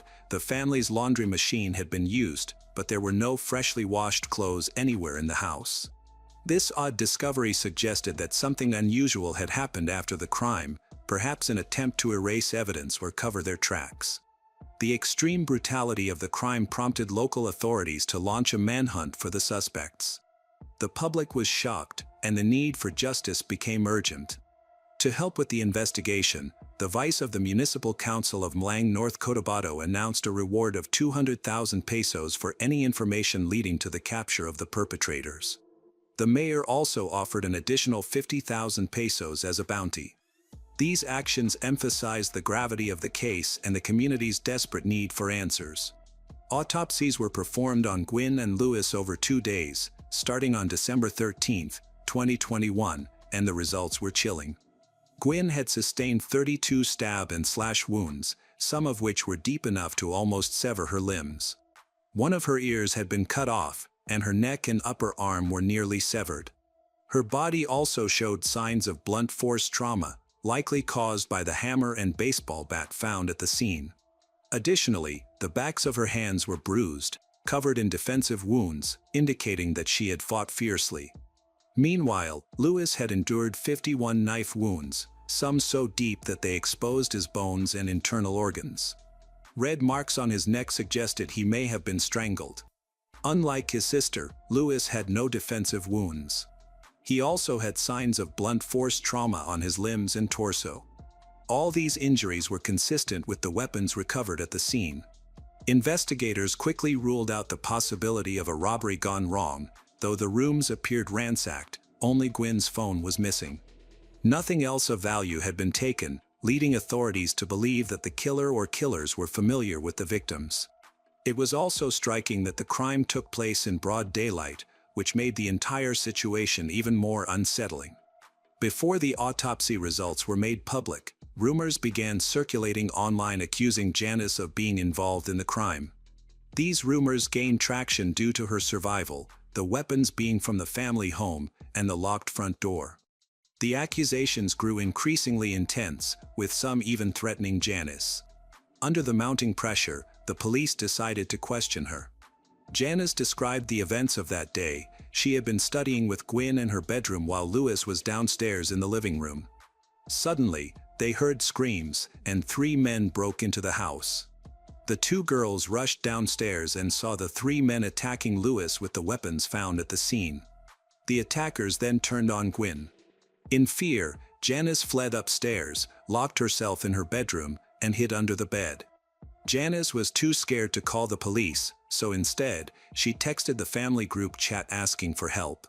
Later, she messaged her adoptive mom saying, "Mom, help." When no one saw those messages, Janice went a step further and posted on social media, saying, "Help. Somebody has broken into the house. I don't want to die. I'm hiding in my room. Help." After a few minutes, she deleted the post, worried the attackers might see it and come after her. By the time someone saw the post and reached out to her mom, Janice was too scared to pick up. She even changed her social media username and put her phone on silent, clearly trying to hide. When the house finally fell silent, Janice emerged from her hiding place, too afraid to go downstairs. She claimed she took a shower and changed clothes to calm herself, finishing just as Cruz arrived home. However, there was something odd about this part of the story. Janice had told the police she locked herself in her bedroom the moment the attack began, so why did her room look like it had been ransacked? That raised serious questions. More importantly, Janice's version of events was directly at odds with the forensic evidence. The autopsy results and the way the injuries were distributed made it clear that Gwyn was the first victim, not Lewis. This major discrepancy between Janice's account and the evidence made investigators even more suspicious. Something wasn't adding up, and they started to take a closer look at Janice's statements. At first, she told the police her phone was off during the attack, but Cruz remembered calling her phone and hearing it ring with no answer. When Janice was confronted with this, she changed her story again, now claiming that she had been in the shower and hadn't heard her phone ringing. This was starting to sound suspicious. But that wasn't the only thing that raised eyebrows. Cruz also revealed some information about the murder weapons that added fuel to the fire. The baseball bat used in the attack originally belonged to Lewis. He had kept it in his room on the top bunk as a kind of protection. However, after being adopted by Cruz, Janice had taken over the top bunk. The hammer used in the attack was another tool that Cruz kept around for home repairs. He was very careful about where he stored it, usually hiding it behind the washing machine. Cruz mentioned that only 3 people knew exactly where that hammer was: himself, Gwyn, and Janice. This meant that the killer or killers had to have known the family's routines and possessions very well, almost as if they had been living in the house with them. Things became even more suspicious when a delivery driver came forward. The driver had arrived at the house just 18 minutes before Cruz was contacted by a neighbor who noticed that no one had answered the door. The driver kept calling out, hoping someone would respond. Eventually, he noticed a woman peering at him through a door before she suddenly walked away. The woman's identity was never confirmed, but it raised serious doubts about where Janice was and what she was doing during the attack. At the crime scene, it had been locked from the inside, and there were no signs of forced entry. This was significant because it meant that whoever had done this was likely someone familiar with the house, someone who had access to a key and could lock the door after the crime. At this point, it was pretty clear that Janice had something to do with the murders, however, since Janice was only 17 years old, still a minor. Under Philippine law, the police couldn't arrest her without solid proof. This legal issue made them tread carefully, as they couldn't move forward with an arrest until they had more definitive evidence. Rather than arresting her immediately, the authorities placed Janice under the care of the Social Welfare Department while they investigated who had actually committed the murders. If Janice's claim about other people being involved was true, the police had a considerable amount of work ahead of them. 5 days after the murders, a significant breakthrough occurred. The police discovered Janice's fingerprints on the murder weapons. This was a huge deal, but it wasn't the smoking gun. After all, Janice had lived in the house where the weapons were stored, so her prints could have been there simply from handling them. Still, it was a lead they couldn't ignore. To ensure she wasn't treated unfairly, Janice was given a lawyer by the Social Welfare Department. However, things took another unexpected turn when Lavella, Janice's adoptive mother, found a contact tracing form while searching Janice's room for clues. To her surprise, it wasn't Janice's form. It belonged to a 17-year-old boy named Esmeraldo Aldo Cano Jr. Aldo was a sacristan at a local church, and Janice had known him from the orphanage. This discovery sent the police scrambling to determine if Aldo had anything to do with the murders. Soon enough, witnesses came forward confirming that Aldo had been near the crime scene on the day of the killings. One woman stated she saw Aldo drop Janice off near the house right before the murders, and another neighbor said she saw him asking for directions to the house that morning. When shown a picture of Aldo, the woman immediately recognized him. Then, on December 16th, 6 days after the murder, Janice, with her lawyer present, gave a full confession. She admitted to being involved in the murders along with Aldo. Janice explained that her motive stemmed from deep resentment and jealousy. She felt that Gwen and Louis were receiving all the love and attention from their parents. In her mind, they were standing in the way of her getting the affection she had longed for. She even confessed that killing them would leave her as the only child in the family, guaranteeing that she would get all the love and attention she had recently started receiving after being adopted. Janice revealed that her ultimate goal was to take Gwen's place in the family, driven by years of emotional neglect in the orphanage where she had grown up. By December 18th, Janice's confession was officially recorded, although it was inconsistent, much like many of her previous statements. The police tracked down Aldo, who voluntarily surrendered, admitting his role as well. Forensic analysis later confirmed that blood found on discarded clothing in a ditch belonged to Aldo. Like Janice, Aldo was also a minor, so he was placed under the care of the Social Welfare Department. Later that same day, in an unrelated banned substance raid, police arrested a 17-year-old for possession of illegal substances. When they searched his phone, they found something that tied him to the case: Gwen's stolen cell phone. The serial number confirmed it had been taken after the murders. The police pieced it together. Janice had enlisted Aldo to sell the phone because she couldn't get rid of it herself. Unfortunately, the phone had been water-damaged, making it impossible to retrieve any useful data. The boy who had the phone wasn't involved in the murders. He had simply bought it from Aldo. Because Janice and Aldo were minors, the police couldn't release any juicy details about their confessions to the public, despite the parents pressing for information. As the investigation progressed, Janice stopped cooperating, making it even harder to figure out exactly what had happened. Some people believe Janice's confessions weren't even the full story. Whispers circulated that the murders were even worse than she had let on, like the possibility that Louis was tied up and forced to watch as his sister was murdered before he was killed as well. After the shocking confessions, Lovella, the siblings' mother, was interviewed and reflected on the warning signs she had missed. According to Lovella, they had adopted Janice 5 months before the murders. At first, everything seemed fine, the family welcomed her, and she appeared grateful. However, soon small red flags began to show.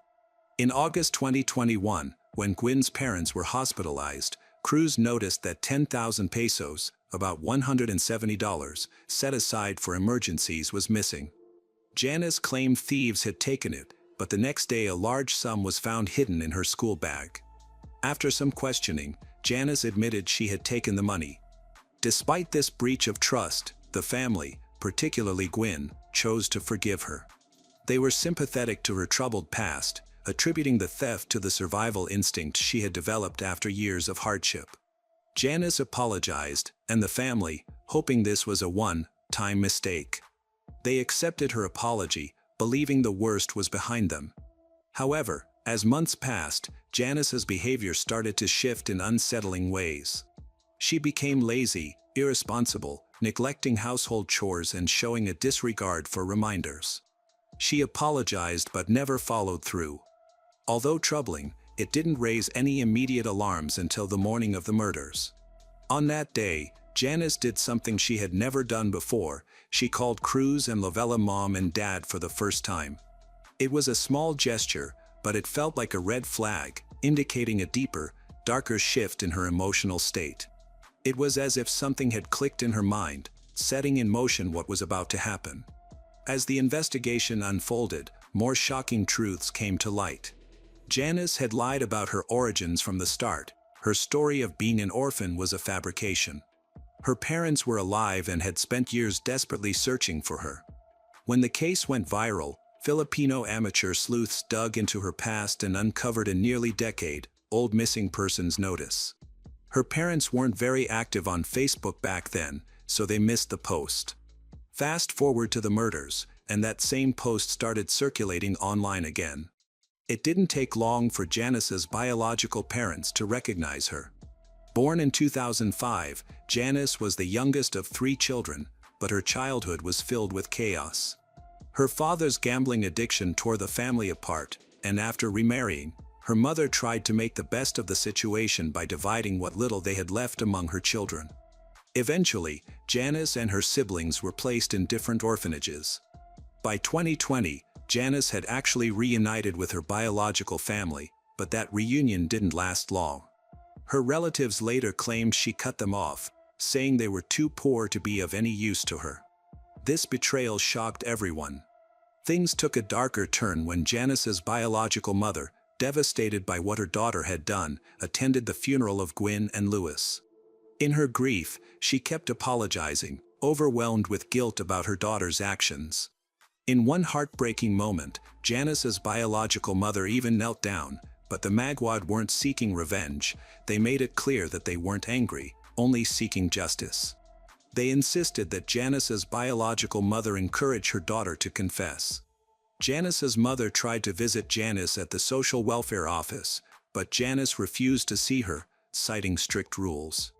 Then, the investigation took a jaw-dropping turn when evidence surfaced suggesting the murders were premeditated. Screenshots of a conversation between Janice and an unknown person went viral. In the messages, Janice confessed that she wanted to kill her siblings, thinking their deaths would give her the freedom she craved. She even wondered if anyone would still accept her if she committed murder, expressing a chilling belief that no matter what she did, God would forgive her if she asked. Some sources claim that Janice often talked about the 2009 horror movie The Orphan, a film about a young girl adopted by a family who ultimately betrays and kills them. She even posted on Facebook that she loved the movie and watched it repeatedly. When Janice's trial began, her behavior was just as disturbing. She was seen smiling and laughing in court, showing no remorse or regret. Cruz and Lovella, devastated by the loss of their children, said in interviews that they might have forgiven Janice if she had shown even a hint of genuine remorse, but her coldness only deepened their pain.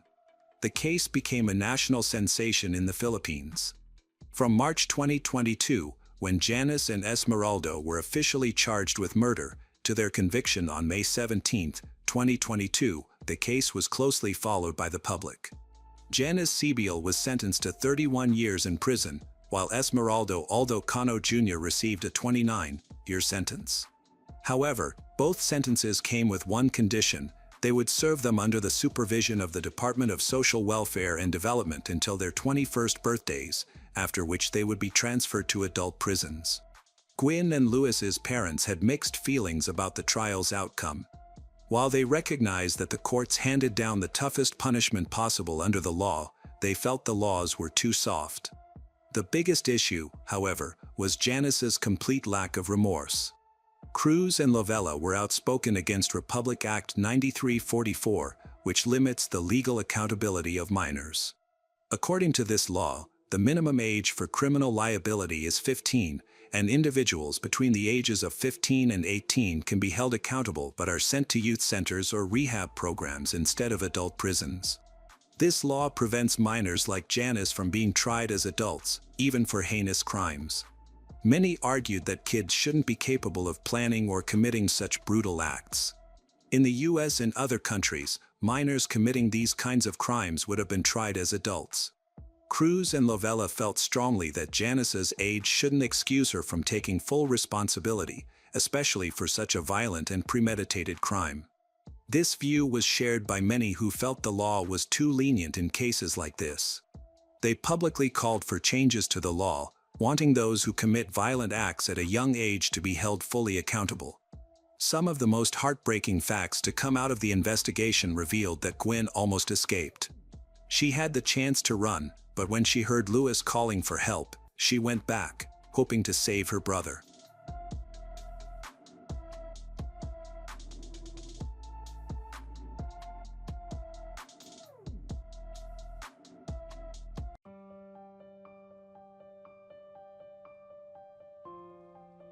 At around 4 p.m. on Friday, April 15, 2011, in Lorgues, France, 27-year-old Alexander Durand was on his way home when he received a call from his younger sister, Séverine.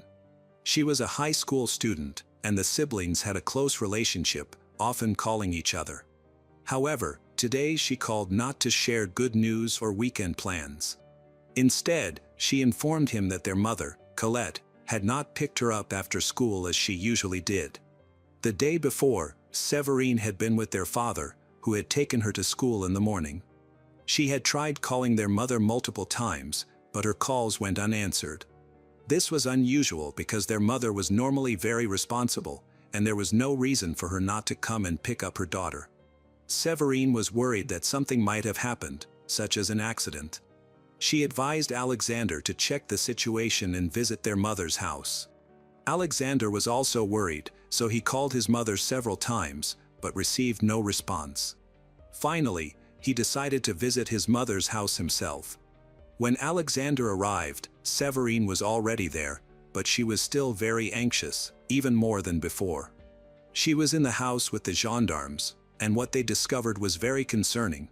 Colette's car was parked in the driveway, the doors were unlocked, and the keys were in the ignition. 52-year-old Colette had vanished without a trace.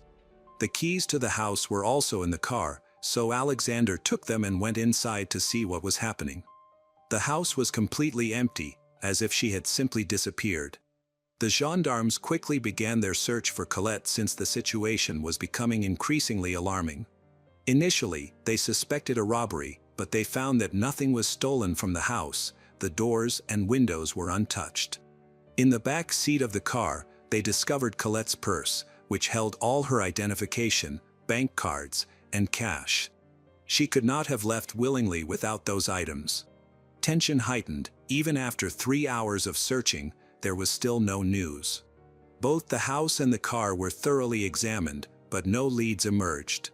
As a result, the search area was expanded to include the outskirts of the town. None of the neighbors had seen anything out of the ordinary, no suspicious noises or activity near Colette's home. To learn more about her, the police interviewed her relatives. Colette, a divorced mother of 4, was known for her reserved and calm demeanor. She was not someone who would spontaneously disappear. She had no mental health issues or addictions. At the time, Colette was working as a supermarket manager. She was polite, punctual, and a devoted mother. Everyone who knew her was confused and did not understand what had happened, as she had no troubling relationships and no history of violence. The evidence suggested that Colette's disappearance was not accidental. The police believed that whoever was involved in this incident was someone she was very familiar with. At the very least, Colette had allowed this person into her house or had given them the right to enter. After investigating, the police identified the primary suspect. She lived by herself in a small two-story house. To save on expenses, she rented the first floor to a man named Bernard. During his interview, Bernard made some strange and unsettling remarks. He speculated on how Colette might have been abducted, suggesting that she could have been struck on the back of the head, rendering her unable to call for help. He also provided a detailed account of her medical condition, noting that she was diabetic and needed urgent assistance to avoid serious health consequences. His level of knowledge about Colette raised suspicions among the police. Furthermore, Colette's son, Alexander, revealed that Bernard was in love with his mother, which could explain his insight into her behavior and routines. This revelation increased suspicions, as Bernard could potentially have a motive. Alexander noted that, despite Bernard's interest, his mother did not reciprocate and had no intention of developing anything beyond friendship. She was solely focused on her children and her work, completely dismissing the idea of a romantic relationship with Bernard. When detectives investigated Bernard's background, they found that he had a criminal history. In 1999, he assaulted his girlfriend with a weapon after she tried to end their relationship. His ex described him as very hot-tempered and unable to control his rage. As a result of these incidents, suspicions about Bernard increased. Colette's lack of interest may have caused him to become angry, and what happened next remains unclear. In 1999, Bernard received a brief 6-year prison sentence for an attack, mainly because the girl he attacked survived. Now, he was called to the police station for questioning as the primary suspect in Colette's disappearance. The police were trying to determine when Colette went missing, and Bernard claimed to have useful information. He reported that on the afternoon of April 14, 2011, while watching television, he heard noises coming from the second floor, where Colette had lived. He could hear footsteps on the wooden floor, but then everything went quiet. He did not see Colette leave, making it likely that he was the last person to have seen her. However, the police were concerned about Bernard's behavior. He was unable to recall the exact time of the noises or even remember what show he was watching, raising further suspicions. Bernard's main problem was that he didn't have a verifiable alibi. However, there was no evidence against him, so the police had to let him go. The next morning, officers came to inspect his house. Bernard greeted them with shouts and was initially unwilling to let them enter. Eventually, he agreed to show them around the first floor of the rented property but continued to make odd comments. Notably, he pointed out a hatch that led to the basement. He remarked that if he had killed someone, he would have hidden the body there, yet he insisted he was innocent and claimed the basement was empty. Upon inspection, there was indeed no one there. Meanwhile, when law enforcement searched Colette's home, they discovered suspicious stains believed to be washed blood, but this could not be confirmed. Despite the lack of evidence, suspicion remained around Bernard. Deciding to keep a close watch on him, the detectives sought to establish the exact time of Colette's disappearance, but clues were scarce. She had been alone for several days with minimal contact with her neighbor until April 15th. Anything could have happened during that time. Investigators began to piece together her movements, partly based on Bernard's statement that he had heard loud noises from the floor above on April 14th, the day before she vanished. As the investigators looked into the case, they realized that no one had seen Colette since April 15th. They managed to locate her friend, who stated that he had last seen Colette on April 14th around 3:30 p.m. at a gathering with mutual friends. He mentioned that after leaving the party, she got into her car intending to drive to Draguignan but planned to stop at home first.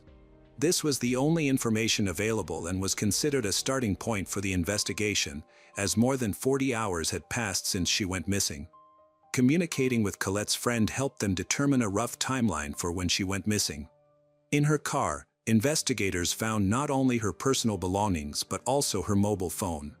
They began analyzing the phone to see whom Colette had communicated with in the hours leading up to her disappearance. Notably, there was a call that lasted about 40 seconds, made shortly before 3:30 p.m. The call was from Sylviane Fabre, Colette's ex-husband's sister. Sylviane was contacted, and she stated that she had met Colette during Colette's marriage to her brother. At that time, Colette's relationship with her husband was not very good, so they decided to separate. However, afterward, the former spouses and their families managed to maintain friendly relations. Sylviane mentioned that back in 2008, they collaborated with Colette to invest money in a joint business. Shortly before Colette's disappearance, the business partners had a small conflict regarding these assets, but Sylviane claimed that everything was resolved, and they continued to work together. Together, Sylviane and Colette created a real estate company that generated a substantial income, which provided Sylviane with a potential motive. Not only were they distant relatives, but they also had shared finances and property, which can often lead to such conflicts. Naturally, Sylviane denied any wrongdoing. Colette's daughter mentioned that Sylviane often had conflicts regarding their joint activities. They could argue and reconcile several times a day. However, Colette's daughter described all these disputes as minor issues that were resolved quickly. The gendarmes checked Sylviane's schedule for the last few days. She had an alibi confirmed by her son. For almost the entire duration of the investigation, suspicions against Sylviane were not substantiated, and the search operation again hit a dead end. On April 17, 2011, the prosecutor's office began a judicial investigation into the disappearance of Colette. With no leads left and all suspicious individuals cleared as unlikely suspects, there was no option but to notify the media and hope, with their assistance, to obtain new witnesses who might have noticed something. At a recent press conference, officials announced that while there were priority leads in the criminal investigation, no suspects had been identified. This news sparked significant interest among journalists, as the case could potentially involve themes of business, money, love, or betrayal. Consequently, rumors began circulating about Colette immediately, some of which were quite alarming. Her information, background, and photos quickly became prominent in newspapers and on television. Her children expressed their desire to see her again and shared how difficult her absence was for them. The most concerning aspect was that the critical 48-hour window for finding her alive had already passed, significantly diminishing the chances of a successful rescue. While the prosecutor's office hoped to gather new leads from the public through the media, the police were actively searching the nearby villages. Following the press conference, the search area was widened, and a special investigative unit took over the case. Colette's disappearance began to attract national attention. The media frenzy intensified as they attempted to connect her case with another notorious crime that had recently shaken France. A few days before Colette went missing in early April 2011, 5 members of the Dupont de Ligonnès family, including the wife and 4 children, were found murdered under the terrace of their home in Nantes. The head of the family, Xavier, disappeared shortly after the murders, having been spotted on the outskirts of the city on April 15. Authorities believe Xavier was responsible for the crime, and he was placed on a nationwide wanted list. Notably, the location of the massacre was only 30 kilometers from Colette's home. The media quickly linked these incidents together. The timing coincided with Colette's likely disappearance, raising the possibility that Xavier kidnapped her. An even stranger coincidence was that the Dupont de Ligonnès family lived in a house that Colette had sold in 1992. Xavier was viewed as a respectable citizen, a devoted husband, and a caring father who was engaged in his community and known for his honesty and fairness. However, it later emerged that Xavier was deep in debt at the time he murdered his family. Just days before the killings, he purchased cement, tools, and 4 bags of lime, suggesting he had a motive and was preparing for the crime. Journalists speculated that Xavier may have had a grudge against Colette, but the reason for his potential revenge remained unclear. Rumors spread quickly, with theories ranging from a fraudulent real estate deal to unrequited love. Others suspected it could be part of a planned escape. Xavier could have taken Colette so they could be together again. Witnesses came forward, claiming they had seen Xavier's car near her home. Some even reported seeing him stop in town on April 14th. Although these accounts seemed unlikely, detectives noticed clear connections between Xavier and Colette. This led them to investigate the possibility that the two had escaped together. Consequently, Colette shifted from being seen as a victim to potentially being viewed as an accomplice in crimes that might have involved Xavier's family. However, friends and family of Colette quickly disputed this theory, asserting that she was not capable of cruelty. As detectives explored new leads that emerged almost daily, they became convinced that there was no romantic or conspiratorial link between Xavier and Colette. They began to feel that the similarities between Xavier and Colette were merely coincidental or tragic coincidences.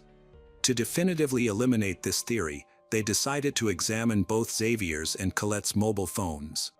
They encountered a challenge. Xavier's phone could not be tracked, and there were no calls or messages from Colette's phone to his. After their investigation, they found no evidence of any contact between the two after the sale of the house. Although the theory regarding Xavier was intriguing, it ultimately consumed valuable police time and resources. 3 weeks after Colette's disappearance, any possible link to Xavier was dismissed. Xavier himself was never found, leaving the French police at an impasse. The case has reached a dead end and will not make any progress until at least May 15, 2011. On this day, about 30 kilometers from Lorgues, 2 tourists were returning from a forest hike and taking photos. While using a remote path to capture some scenic shots, they were hit by a strong, unpleasant smell coming from the side of the path. One of the tourists decided to investigate the source of the odor. As the woman approached a pile of stones, the smell intensified and became unbearable. When she moved one of the stones, she discovered a leg protruding from beneath the rocks. The tourists quickly called the police. Within minutes, gendarmes arrived at the location and found the body of a woman in an advanced state of decomposition, making it difficult to determine her gender. Only her clothing provided a clue. The police attempted to identify the victim but were initially unsuccessful. They took photographs of her clothes, accessories, and jewelry, which were then shown to the families of various women who had gone missing in the area. Among those families were the children of Colette. Her daughter and son recognized their mother based on what she was wearing. Although the gendarmes believed they had identified Colette a month after her disappearance, they chose to wait for more conclusive evidence. DNA analysis was necessary to confirm family ties, as appearance alone could not provide definitive proof. Ultimately, the examination verified the police's suspicions. The body was indeed identified as Colette Durand. On May 17, 2011, an autopsy was conducted on the body that had been found at the Forensic Medical Institute. Unfortunately, the condition of the remains was so poor that the exact cause of death could not be determined. The forensic expert did confirm that Colette had not been abused before her death, but it did not help the police make much progress in the case. As a result, the investigation into her disappearance shifted focus to a murder investigation. On June 9, 2011, Colette's body was buried. Law enforcement officers attended the funeral, knowing that criminals sometimes show up at such events to witness the impact of their actions. Some may seek to relive their emotions, while others might derive satisfaction from seeing the grief of the victim's family.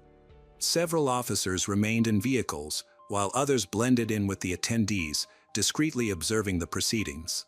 During this time, the police noted that Sylvian, Colette's business partner and sister-in-law, was missing from the funeral. Although Sylvian and Colette were close, Sylvian's absence raised suspicions. This concern increased a few days later when Sylvian attempted to end her life. Although she survived with minor injuries and poisoning, her actions were alarming. When the police arrived after a call from Sylvian's neighbor, they found Sylvian lying on her couch at home. She was unable to fully express herself, so she was taken to a medical center for assistance. However, the officers did not leave empty-handed. They discovered a lengthy letter addressed to her son, David Perel, which was several pages long. While the letter did not contain explicit confessions regarding her actions concerning Colette, the detectives interpreted it as a potential admission of guilt prior to her death. The police decided to speak with David, and he provided new insights into the troubled relationship between Sylvian and Colette. He believed that shortly before Colette's death, she and Sylvian had experienced a serious conflict related to their shared business. Intrigued, the detectives asked David to recount his activities on April 14th. He described the daytime as uneventful, but his account of the evening was much more compelling. On April 14th, at around 10 p.m., Sylvian asked David to drive her to Colette's house to discuss some important business matters. Her own car was broken, so she turned to him for help. However, on their way, his car also broke down a few kilometers from home. Despite the rain, they decided to walk back instead. He took the car battery with them, and together they returned in an attempt to fix the car. On the night Colette disappeared, this mother and son spent hours in the rain attempting to repair a car left outside the city. The gendarmes suspected that David was trying to create a questionable alibi to explain his absence from home. This suspicion was further fueled by Sylvian's initial statement to the detectives, in which she claimed she had spent the previous days at home. It seemed implausible that she could forget such a significant event. When Sylvian regained consciousness in the medical center, her account of the events changed. Her new story mirrored what her son had previously told, including all the important details. The gendarmes decided to investigate her claims. They found that on the night of April 14th to 15th, there was no rain in the area. Additionally, it was odd that Sylvian and her son were unable to flag down a passing car for a ride home. Why did they walk so far while carrying a battery with them? The road's vehicle monitoring system revealed that approximately 5 cars passed by during the time they were walking home. It seemed unlikely that none of these drivers would have stopped to assist them in the rain. This raised suspicions that David and Sylvian were hiding something and might be involved in the death of Colette. Unfortunately, there was no physical evidence to support these suspicions. As a result, the decision was made to keep a close watch on them over the next few months. Their phone calls were monitored, and on February 8, 2012, this surveillance yielded important information. The police intercepted a conversation between Sylvian and Bernard, who was Colette's neighbor. It became clear that Bernard knew much more than he had initially revealed. On April 14th, he not only heard sounds coming from above but also saw Sylvian's car arrive at the house, indicating he was aware of her actions. David, Sylvian's son, was also involved, as he was driving for his mother. On February 20th, 2012, David and Sylvian were arrested. Detectives viewed David as the weak link. During questioning, he quickly confessed, seeming relieved to unburden himself of his guilt. He revealed that on April 14th, they arrived at Colette's home around 3:30 p.m. Afterward, Sylvian lured her into a barn behind the house. A business dispute led to further conflict, during which Sylvian attacked Colette, beating her to the ground. Then, she took a rope from the barn and began to strangle Colette in front of David. Although he did not intervene or participate in the attack, he admitted to helping move the body afterward. They left Colette's body on the property, covering it with a tarpaulin. In the evening, when they fabricated the story about the broken car, they took the body out of town. David assisted Sylvian in dragging the deceased away from the road and covering her with stones. Despite David's confession, Sylvian denied any wrongdoing. She claimed the death was accidental and that they hid the body out of fear of the police. However, it was puzzling how well prepared she seemed for the crime, as she had latex gloves that prevented her from leaving fingerprints. After being detained for 48 hours, Sylvian was charged with murder, while David was released. Though he was viewed as an accomplice, his testimony needed verification, so he remained under judicial supervision. The next step was to determine the motive. It turned out that the motive was linked to financial issues. Sylvian's business was on the brink of failure when Colette uncovered that Sylvian was embezzling money from clients. Another possible motive was jealousy, as Colette was thriving while Sylvian's problems continued to grow. Shortly before the tragedy, Sylvian had gone through a painful divorce, and one of her 2 sons had been convicted of violence. Communication between her and David had nearly ceased, and his involvement in the crime marked the end of their close relationship. On January 21, 2014, David was charged in court with the murder of Colette. He claimed that he was only an accomplice and that he helped hide the body due to pressure from his mother. Sylvian, his mother, argued that the incident was an act of involuntary manslaughter. She explained that she had lost her temper after a conflict with her business partner, Colette, who was trying to take everything from her. Facing life in prison, Sylvian sought to downplay her guilt. The prosecutor's office looked into the role of the tenant, Bernard. Although he witnessed the conflict between Sylvian and Colette, he did not report it because he feared Sylvian. Ultimately, he testified as a witness for the prosecution. On January 23, 2014, the jury found Sylvian Fabre guilty of manslaughter, sentencing her to 30 years in prison. Bernard was acquitted, and David Perel received a 3-year suspended sentence. Over the years, Colette's children struggled to understand what had happened in that barn with their mother. Despite the complicated trial, they felt uncertain that the entire truth had been uncovered. They were unhappy with the court's verdict, believing that Sylvian had committed premeditated murder but had received a lenient sentence. Additionally, they felt Bernard was more involved than he had admitted and had evaded responsibility for the crime. The case of Colette Durand is a tragic and mysterious story that leaves many unanswered questions for her family and the community. Colette, a devoted mother, suddenly disappeared, leading to a lengthy investigation filled with suspicions of love, money, and betrayal. Ultimately, the truth was revealed through David's confession and Sylvian's sentencing, but was justice truly served? Bernard, the neighbor with a murky past, remains a significant question mark as he evades all charges. For Colette's children, the pain lies not only in losing their mother but also in the feeling that the secrets surrounding their mother's death may be buried forever.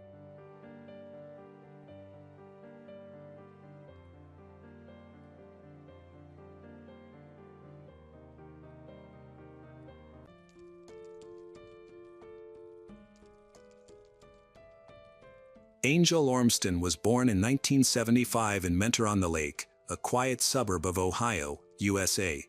This area has about 7,000 residents, and everyone knows each other.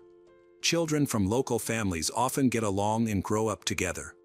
Life here is very simple and similar. The local high school serves as the main place of learning for most young people in town. Angel is a friendly and cheerful girl. She particularly enjoys walking around the area with her friends and often drives around with loud music. Local teenagers often gathered at a large shopping mall in a nearby, bigger city, which featured restaurants, a movie theater, and various stores. It made sense that Angel would find a part-time job there. In the summer of 1992, she started working at a fast food restaurant as she prepared for her senior year of high school. This job not only allowed her to earn some pocket money but also helped her save up for college. Her daily routine was consistent. She worked in the mornings and spent time with friends afterward. On the evening of July 31, 1992, 17-year-old Angel planned to go to her restaurant to pick up her paycheck and do some shopping. She promised her mother, Jackie, she would be home before the mall closed. Initially, her mother was not concerned and went to bed, assuming she was out with friends. The next morning, she woke up to find Angel missing from her room. Despite this, she didn't worry too much because it was common for her daughter to stay over at friends' houses, especially on weekends and holidays, so she pushed her uneasy thoughts aside.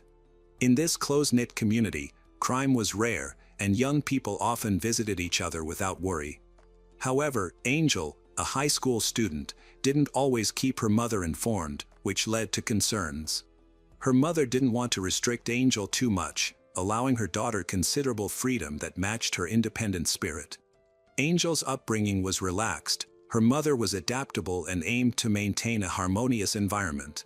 Meanwhile, her father was often away as a long-distance truck driver. Despite the lack of strict rules or curfews in the Angel household, unsettling thoughts began to creep into Jackie's mind. Angel was missing all Saturday, and when her mother woke up on Sunday to find she still hadn't returned home, worries began to set in. She called families where Angel could stay, and her brother also went to the shopping center where she worked. Upon arriving at the parking lot, Angel's brother noticed her Honda Civic, which heightened his concern. He hoped to find Angel inside but instead found her purse, comb, and other personal items left on the driver's seat, indicating she might have vanished. He checked the burger joint where she worked but learned she hadn't shown up for a couple of days. Alarmed, he contacted Jackie, their mother, who hurried to the shopping center to retrieve Angel's car and uncover the truth while pushing aside her fears. Initially, she hoped it was just a series of coincidences. Angel often went out at night with her best friend, Stacy. That day, Stacy's family could not be reached, which gave Jackie some peace of mind. Nonetheless, anxiety grew as Jackie drove around the mall looking for Angel, but she found no trace of her daughter. Friends who did manage to contact her hadn't seen Angel since Friday. By 8 p.m., Jackie still couldn't reach Angel, deepening her worry. Jackie finally decided to report her daughter Angel as missing by going to the police. Although Angel was last seen on July 31st, Jackie did not visit the station until August 2nd. This delay raised suspicions among the police, but Jackie explained that she believed she needed to wait 48 hours before reporting someone missing. Jackie provided detailed information about Angel, including her life and relationships. Jackie asserted that, up until the very last moment, she was not worried that anything serious had happened to Angel. On the morning of Monday, August 2nd, Jackie managed to reach Stacy, who confirmed Jackie's fears. Stacy had spent the entire weekend at her sister's house and hadn't seen Angel. She was shocked to learn that her friend had been missing for over 2 days. Stacy tried to contact some mutual friends, but none had seen Angel. Following this, Jackie provided the police with new information, prompting them to initiate an active search for Angel. The police first examined Angel's car, which showed no signs of a struggle. The car was in normal condition, with no blood, signs of theft, or forced entry. The officers believed Angel may have left the car willingly. Given her age, they suggested she could have run away, but Jackie rejected this idea, citing their good relationship.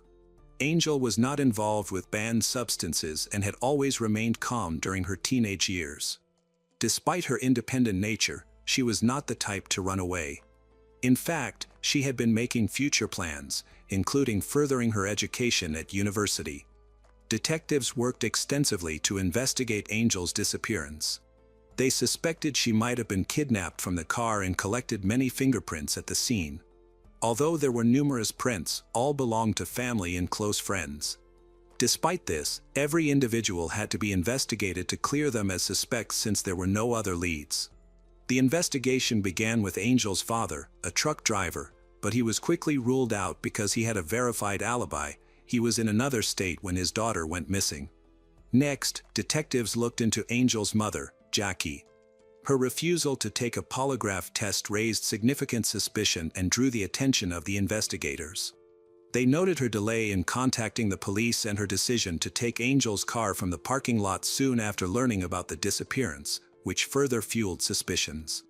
The police lacked the authority to compel her to take a polygraph test, and there was no direct evidence against her. As a result, the investigation continued with Jackie being the primary suspect.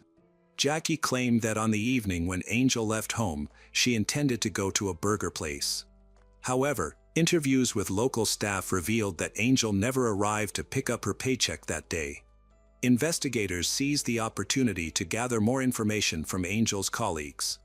They quickly eliminated Jackie from the list of suspects due to Angel's good relationship with her family. However, they developed several other theories, including a suspicious connection to a former manager known for inappropriate behavior toward female employees. Investigators suspected that the former manager had been spying on female staff while they changed into their work uniforms. Later, he was fired for a harassment incident. Several female employees reported that this manager had touched them inappropriately. When the police investigated him, they discovered he had a criminal record for inappropriate behavior with minors, making him the main suspect. Other women also mentioned that he frequently focused on Angel, often looking for chances to be alone with her in the kitchen and making inappropriate comments. When this was discovered, the detectives were so focused on the case that they overlooked Jackie. The former manager was quickly located and interviewed, but he denied any involvement in Angel's disappearance. He said that she hasn't seen him since they worked together. He claimed that, on the day she went missing, he was far from his hometown and provided a timesheet showing that he was at another location of the fast food chain that day. Despite this evidence, detectives did not exclude him as a suspect and continued to question everyone at the restaurant, including both staff and management. Through their investigation, they uncovered a secret that Angel had kept from her family. She had been fired for consistently being late. While she was indeed heading to the restaurant to collect her final paycheck, this revelation did not provide any new leads regarding her disappearance. Gradually, all of Angel's co-workers were ruled out as suspects because they had alibis. Neither Angel's former manager nor her mother was considered a viable suspect in the case, making it difficult for the police to conduct their investigation. Communication with Angel's closest friends did not reveal any new information. Everyone was shocked at the idea that someone in her circle might wish her harm. She was gentle, trusting, and usually avoided conflict. However, her trusting nature made her vulnerable to someone who might manipulate her into a dangerous situation. After a long period without contact, fears grew that Angel had died. She hadn't reached out to anyone, appeared in public, or used any payment methods. Given these circumstances, the police decided to re-examine the people closest to her, as those responsible for such crimes are often found among acquaintances. The focus shifted to her best friend, Stacy. Although they had spoken to her briefly before, this time the interview lasted over 4 hours. From the start, Stacy expressed a strong willingness to help but firmly denied any involvement. She was cleared as a suspect when she provided a confirmed alibi. She had spent the entire weekend at her sister's house and they had been together the whole time, cooking side by side. The police are trying to ask Stacy if she knows about Angel's relationship with a man. Stacy revealed that Angel had recently become interested in a young man named Mark Sotka, a 19-year-old who had just graduated with honors from their high school. Stacy explained that Angel had been in love with Mark for a long time and even hoped to start a serious relationship with him. However, Angel was very private, especially about her relationships, and only Stacy knew about Mark, not even sharing it with her mother. During the questioning, Stacy reveals that Angel was aware of her pregnancy shortly before she disappeared. They had talked several times about the possibility of telling Mark about the baby, and Angel was optimistic that he would accept her and the child, viewing it as the start of their life together. Stacy was doubtful, but Angel was convinced she could build a family with Mark. The detectives decided to investigate Mark's background before confronting him. It appeared that Mark was not ready for fatherhood. Just before Angel went missing, he started college, which suggests he may have only considered Angel a short fling while planning to focus on his studies.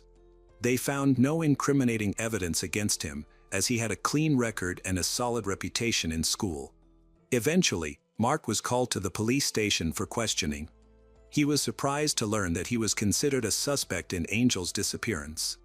He denied any involvement and refuted Stacy's claims about their relationship. When he learned that Angel might be pregnant, he laughed it off, dismissing it as a fabrication by his girlfriend. He admitted to having had a brief encounter with Angel at the beginning of summer but said they had not met again since then. Additionally, he had been in a relationship with another girl for 2 years. To support his claims, he needed to provide proof and a reliable alibi. Mark testified that he left work at 5 p.m. on July 31, 1992 to go to a shopping mall. He intended to buy a gift for his girlfriend and then meet friends at a pizzeria. The police began to investigate his account closely. His employment at a car dealership was verified through his timesheet, which matched his claimed working hours. Additionally, they found a receipt for the gift purchase. Several friends from work supported his story, confirming he was at the pizzeria until around 9 p.m. The only inconsistency was that some staff members at the places he visited that evening did not remember him. However, Mark willingly took a polygraph test, which showed no evidence of his involvement in any crime. As a result, he was cleared as a suspect. The investigation hit another dead end, prompting detectives to revisit earlier theories of escape or kidnapping. Discovering that Angel might have been pregnant reinforced these theories. Her family may have opposed her having a child at just 17, leading her to potentially run away to start a new life with the baby. Unfortunately, these possibilities did not bring them any closer to finding her. Frustrated by the lack of progress, Angel's mother decided to take action.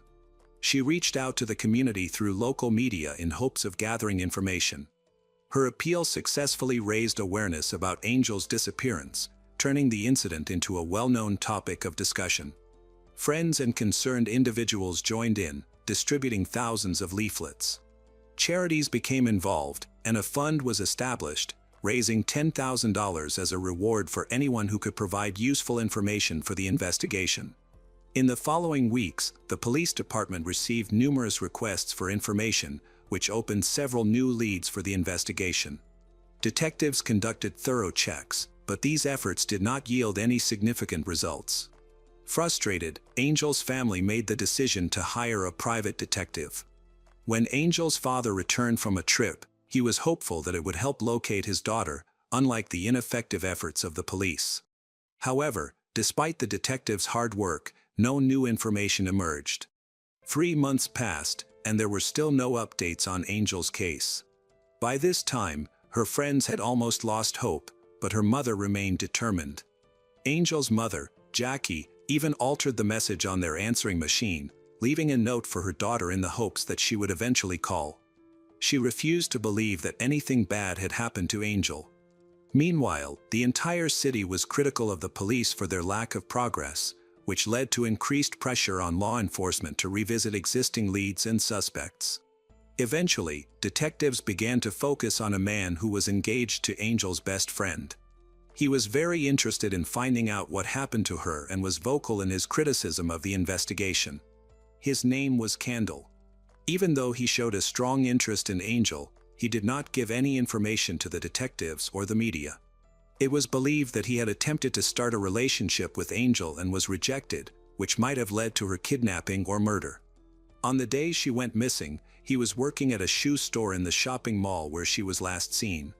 He had a confirmed alibi for that time, but after work, he could have committed a crime, especially since he was nearby. He allowed investigators to search his car, but nothing suspicious was found. The investigation had reached another dead end.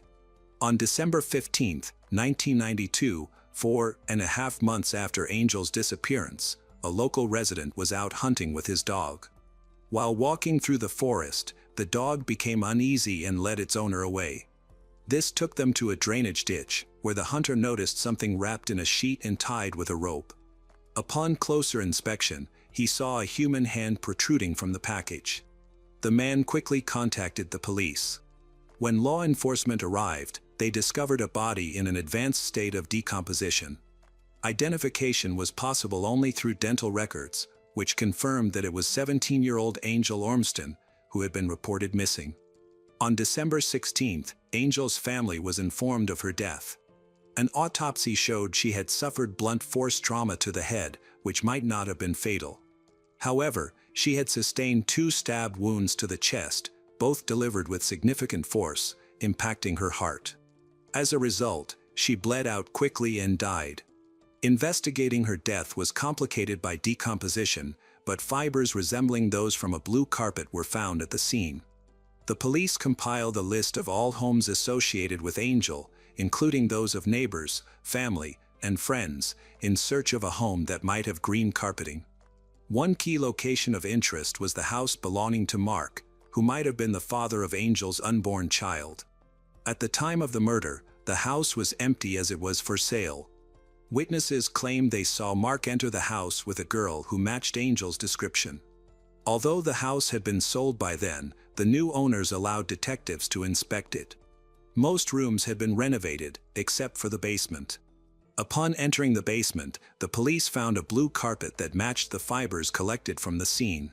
Additionally, a clothesline similar to the one used by the killer to move the body was discovered in the laundry room, matching the one found on Angel.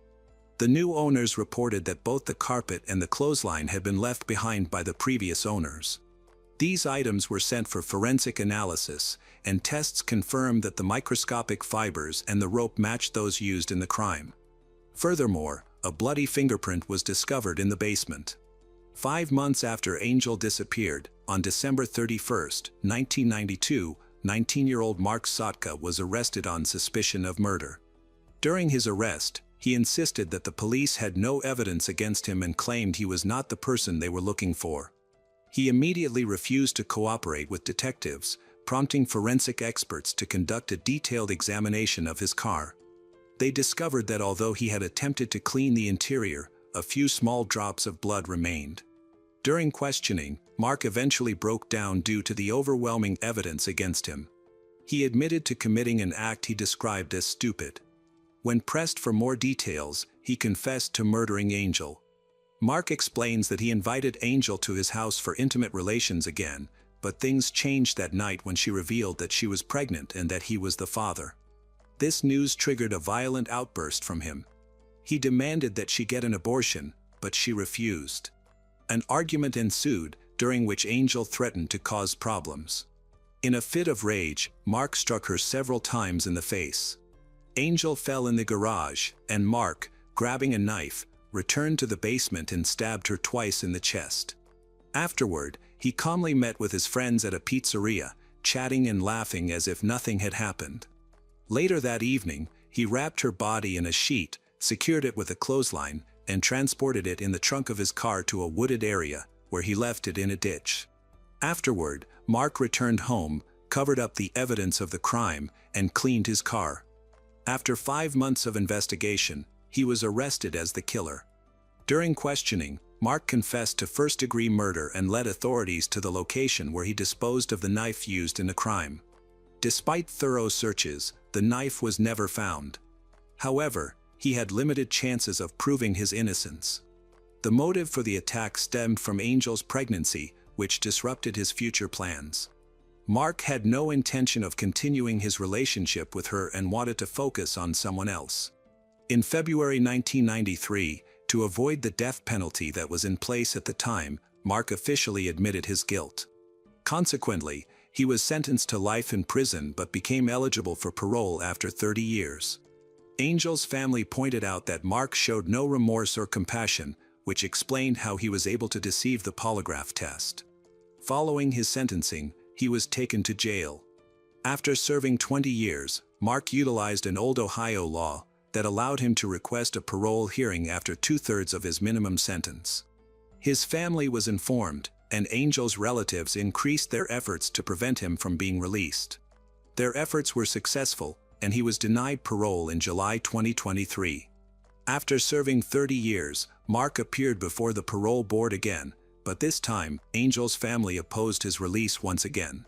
As a result, he remains in prison. Angel's family expressed their relief to the media, calling it a significant victory for them. Her mother stated that their family would continue to fight to keep the killer incarcerated and would never forgive Mark, who has never expressed remorse or sought forgiveness for taking Angel's life and the life of her baby.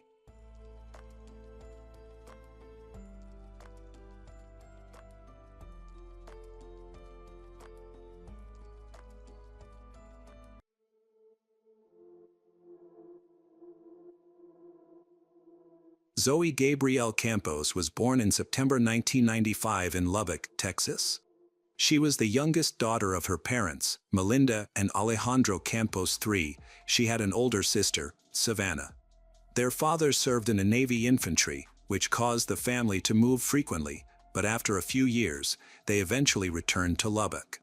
Melinda and Alejandro eventually divorced.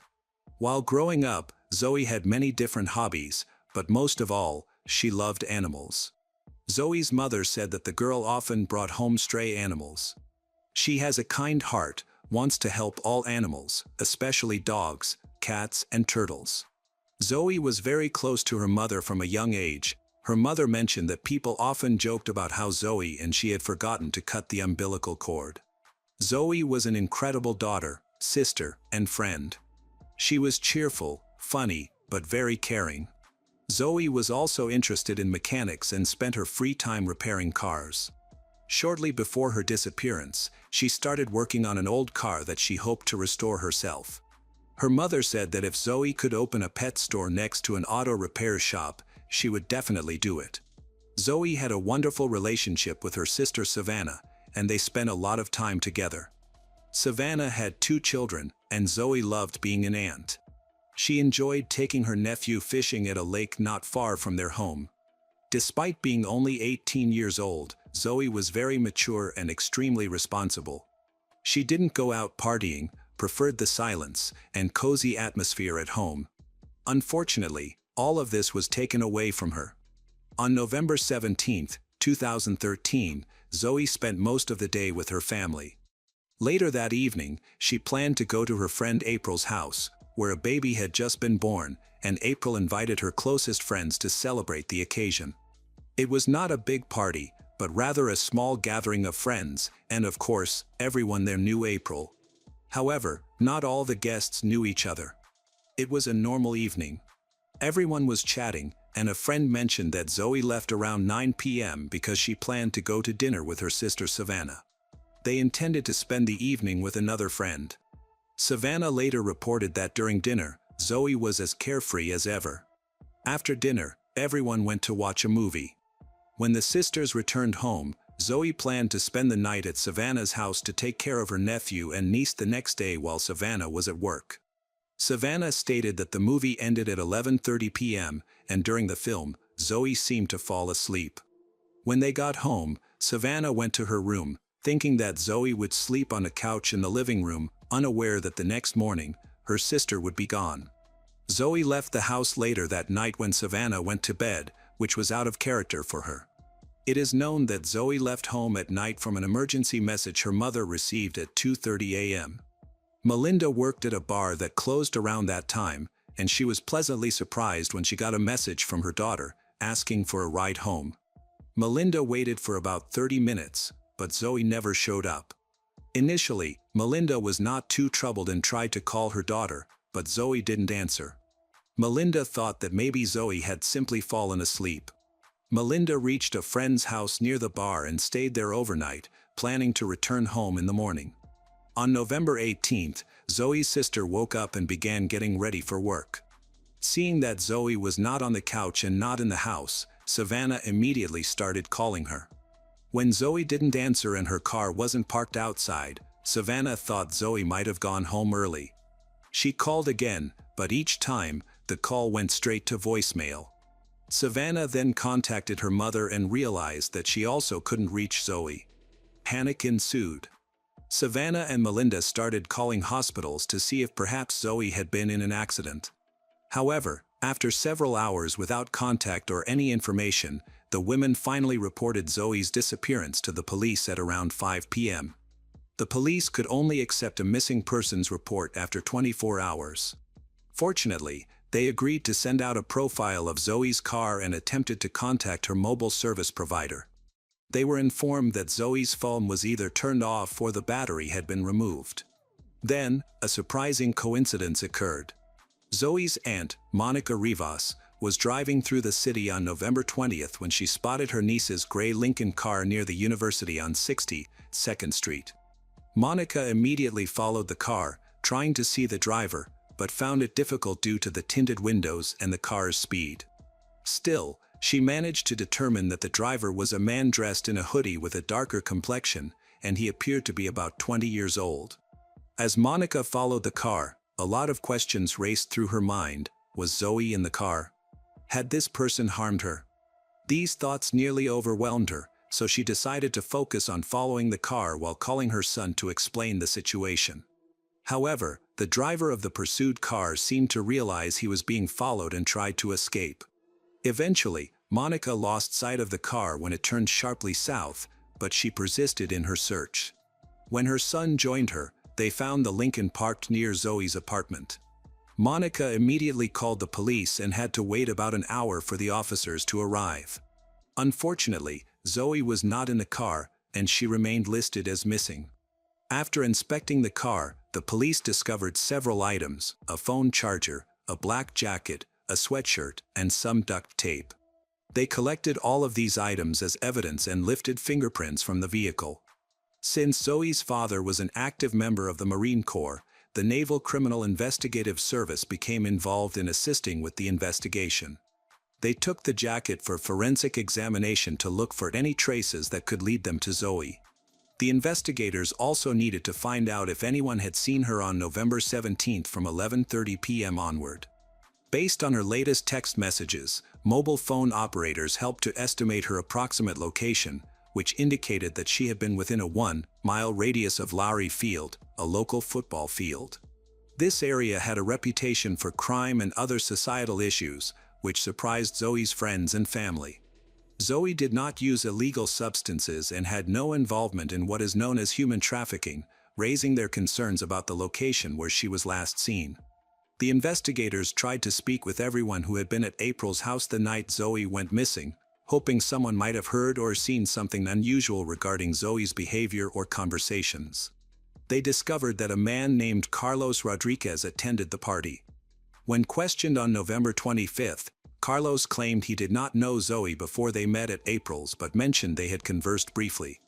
He stated that they left at almost the same time, but the investigators found something odd in his story, something felt insincere. As a result, Carlos was called in for additional questioning on December 9. During this session, the investigators received significantly different information. Carlos admitted he had lied earlier, that he and Zoe communicated on Facebook after leaving April's. He said they had agreed to meet at his house that night to chat, but he continued to deny any involvement in Zoe's disappearance. He claimed she had come over, they intended to smoke marijuana, but when they had none, so Zoe left to find some and never returned. Carlos explained his initial deceit was due to not wanting to get in trouble over banned substance. However, he became the primary suspect in the case. Given that he had lied previously, investigators wondered if he was telling the complete truth this time. It turned out that his house was within a 1-mile radius of Lowry Field. In 2014, Zoe's family hired their own investigator to pursue any leads they came across, and they received numerous messages from community members eager to assist in the investigation. The investigators insisted that Carlos knew more than he disclosed. Eventually, they obtained a search warrant and investigated his residence. The police dogs brought and found several traces of Zoe's scent in that house and in the alley. The police conducted thorough searches of the premises but found no additional evidence. Over the course of 2015 and 2016, the entire community aided in the search, spreading awareness by posting flyers featuring photos of Zoe in hopes that someone might remember her or provide clues. As the years passed, Zoe's family and loved ones clung to hope for her safe return. On November 16, 2016, relatives and community members held a candlelight vigil to honor Zoe, who had gone missing 3 years prior. Over the years, investigators continued to seek the truth from Carlos. He was repeatedly called in for questioning, yet each time, his account of meeting Zoe evolved. However, when investigators found DNA on Carlos's jacket, he had to admit that Zoe had been in his house and in his room for some time. That night, Carlos was interrogated at the Lubbock County Detention Center. During investigations into Carlos, it was revealed that he had been stalking his ex-girlfriend, who said Carlos had threatened her with violence on several occasions. At that point, investigators were sure there was more to his story, but they needed concrete evidence before they could request another warrant. Then, another inmate, who was serving time with Carlos, mentioned in a conversation about the search that was being conducted at Carlos's house that, "The police have searched, the body will not be found until the concrete is removed." This statement was later confirmed by an informant who, on July 31, 2018, contacted detectives to tell them that Carlos had confessed to him where he hid Zoe's body. The informant provided specific details from Carlos's words about where the body could be found, which was enough to obtain another search warrant. In November 2018, the same team of police officers, accompanied by service dogs, went to conduct a search in the backyard. The dogs alerted the police, and they began digging in that area. Eventually, they discovered a set of bones. The bones were sent for examination, but before determining whose they were, there was no certainty that they were human remains. Carlos was called in for questioning, and in the middle of the interrogation, when the bones were mentioned, he fell silent, refused to talk until he was granted access to a lawyer. The lab results came quickly, revealing that the bones were not Zoe's, but rather animal bones. Investigators decided not to inform Carlos of this, as his reaction when the bones were mentioned suggested that the investigation was close to solving Zoe's case. In the following days, Carlos was closely watched, as were those he communicated with. After monitoring some of his conversations, investigators realized that Carlos genuinely believed they had found Zoe's remains. On November 14th, the police used ground-penetrating radar to identify additional areas to dig. However, before digging commenced, Carlos requested to speak with the lead detective. During this meeting, Carlos gave a full confession. He explained that on the night he and Zoe were together, they decided to use an illegal substance.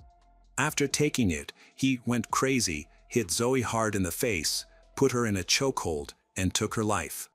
Carlos claimed that he buried Zoe that night in his backyard and later relocated her body to a deeper grave. Investigators took Carlos to the residence where he showed them the location of Zoe's remains. Just after 10 p.m. on November 16, 2018, Zoe's decomposed remains were found. Carlos was arrested and charged with her murder. The arrest warrant stated that Carlos Rodriguez confessed to killing Zoe in the house in which he committed the crime early in the morning of November 18, 2013. Zoe's remains were sent for forensic examination. Since much time had passed and the body had decomposed, they had to use dental records to confirm the identity of the remains. Zoe's father explained that when he sat down with relatives and told them that the body belonged to Zoe, everyone felt some relief, knowing that Zoe was not lost or suffering, and while this part of the tragedy was over, the pain remained. Despite Carlos's full admission of guilt, he later maintained in court that he was innocent.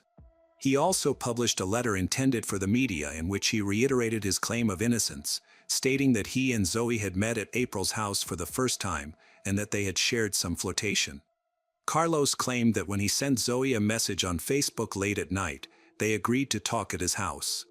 He stated that during the conversation, his mind, clouded by the substance, distorted reality, leading him to perceive Zoe as having an evil grin before he struck her. He said he did not remember how he managed to catch up to her, and that he regretted the actions he took, having lived for 5 years with guilt over the murder. Carlos apologized to Zoe's family in his letter, asking them to forgive him and encouraging them not to succumb to hatred. He also claimed he had to bury Zoe's body after it began to be unearthed by dogs. He and his lawyers prepared for trial, arguing that his original confession had been coerced because he had not been represented by a lawyer at the time. However, the judge ruled that both Carlos's oral and written confessions were legally obtained, could be used in court.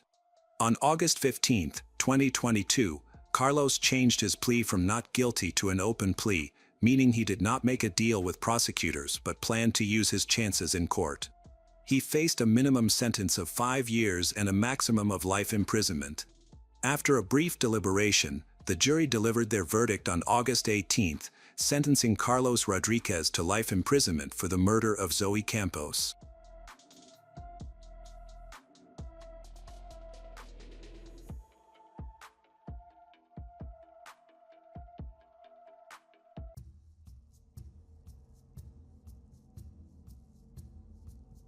The Jacobson family seemed to have it all: wealth, success, and a beautiful home in Wellington, Florida.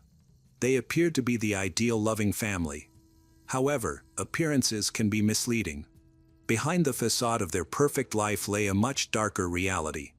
What was meant to be a joyful birthday celebration for their 2 young boys turned into a devastating event, leading to a tragedy so profound that the entire nation would remember their names.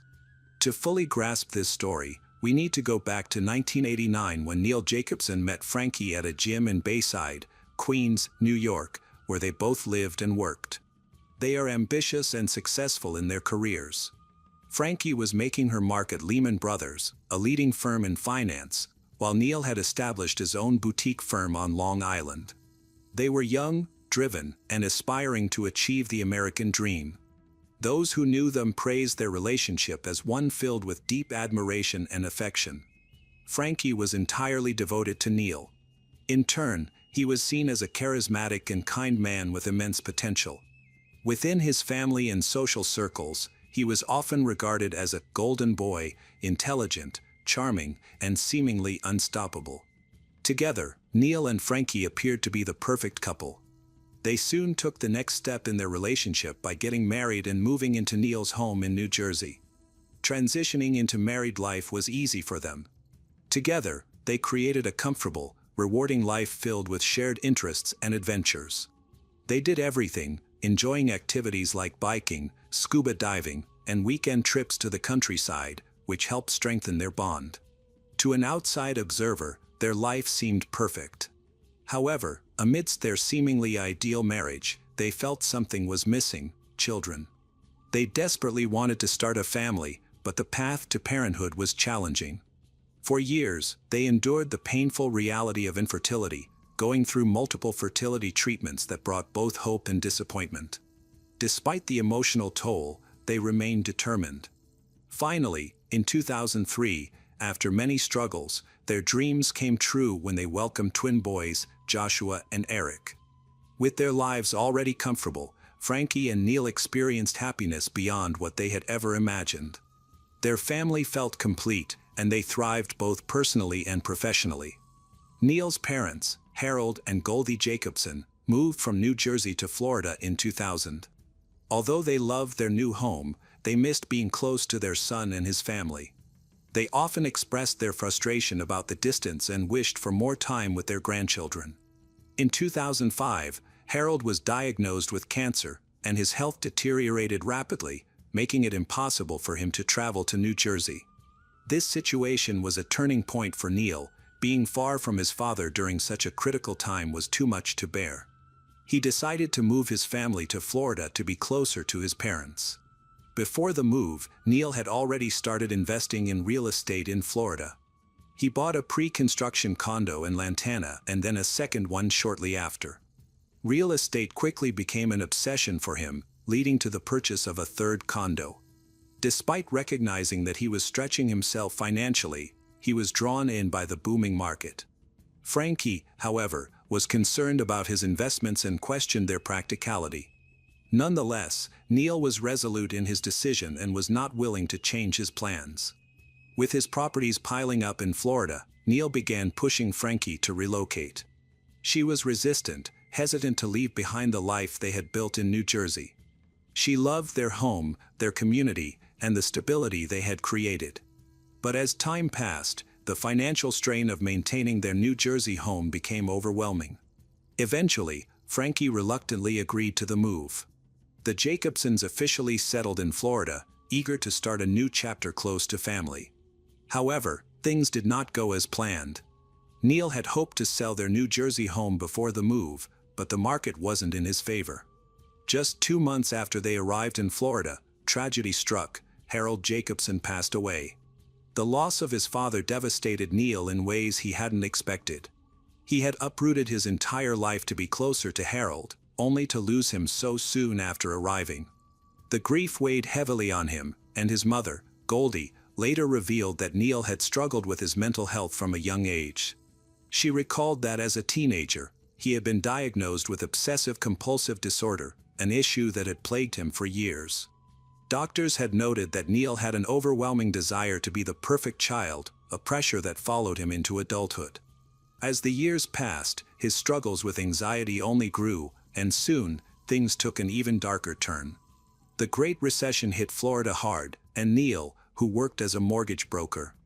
The real estate market collapsed, and the once thriving business that had allowed him to invest so freely was now crumbling beneath him. The financial security he had worked so hard to build was slipping away. As the weight of his losses grew heavier, so did the cracks in his once stable world. The Florida condos he had invested in before relocating were quickly turning into a financial nightmare. Burdened with subprime mortgages, their payments increased month after month, stretching his resources thin. At first, Neil had convinced himself that things would turn around. He had always been a problem solver, always finding ways to make things work. But this time, no amount of determination could keep the walls from closing in. With little to no work coming in, and 4 separate mortgages draining their finances. At first, Neil and Frankie tried to hold on, dipping into their savings to stay afloat. But as time passed, their financial situation only worsened. Bills piled up, debt collectors began calling, and the stress of trying to keep everything together was pushing Neil to his limits. Desperate for a solution, he started making risky financial decisions, one bad choice after another, each one digging them deeper into a hole. He chased after risky investments, sought out loans, all in a futile attempt to stop the inevitable collapse. Eventually, the weight of it all became too much to bear. The financial juggling act had run its course. Frankie was exhausted and drained, made the painful decision to stop paying the mortgages on their 3 Florida condos. It was a move that felt like surrender, but they had no choice. There was simply no more money left to give. By the year 2008, the pressure of Neil's business failures had begun to take a serious toll on his health. At first, it started with minor complaints, aches and pains that he couldn't quite explain, but as time went on, his symptoms worsened. He became sluggish, struggling to muster the energy for even the most basic tasks. His body felt heavy, and his mind clouded. He experienced random bouts of dizziness that left him feeling unstable, and he found himself unable to focus the way he used to. Concerned, he visited the family doctor, who ordered a blood test. In October, the results were troubling. Neil had elevated hormone levels, but there was no immediate explanation for his decline. As the weeks passed, his condition only worsened. The once energetic and determined man was now lethargic, withdrawn, barely functioning.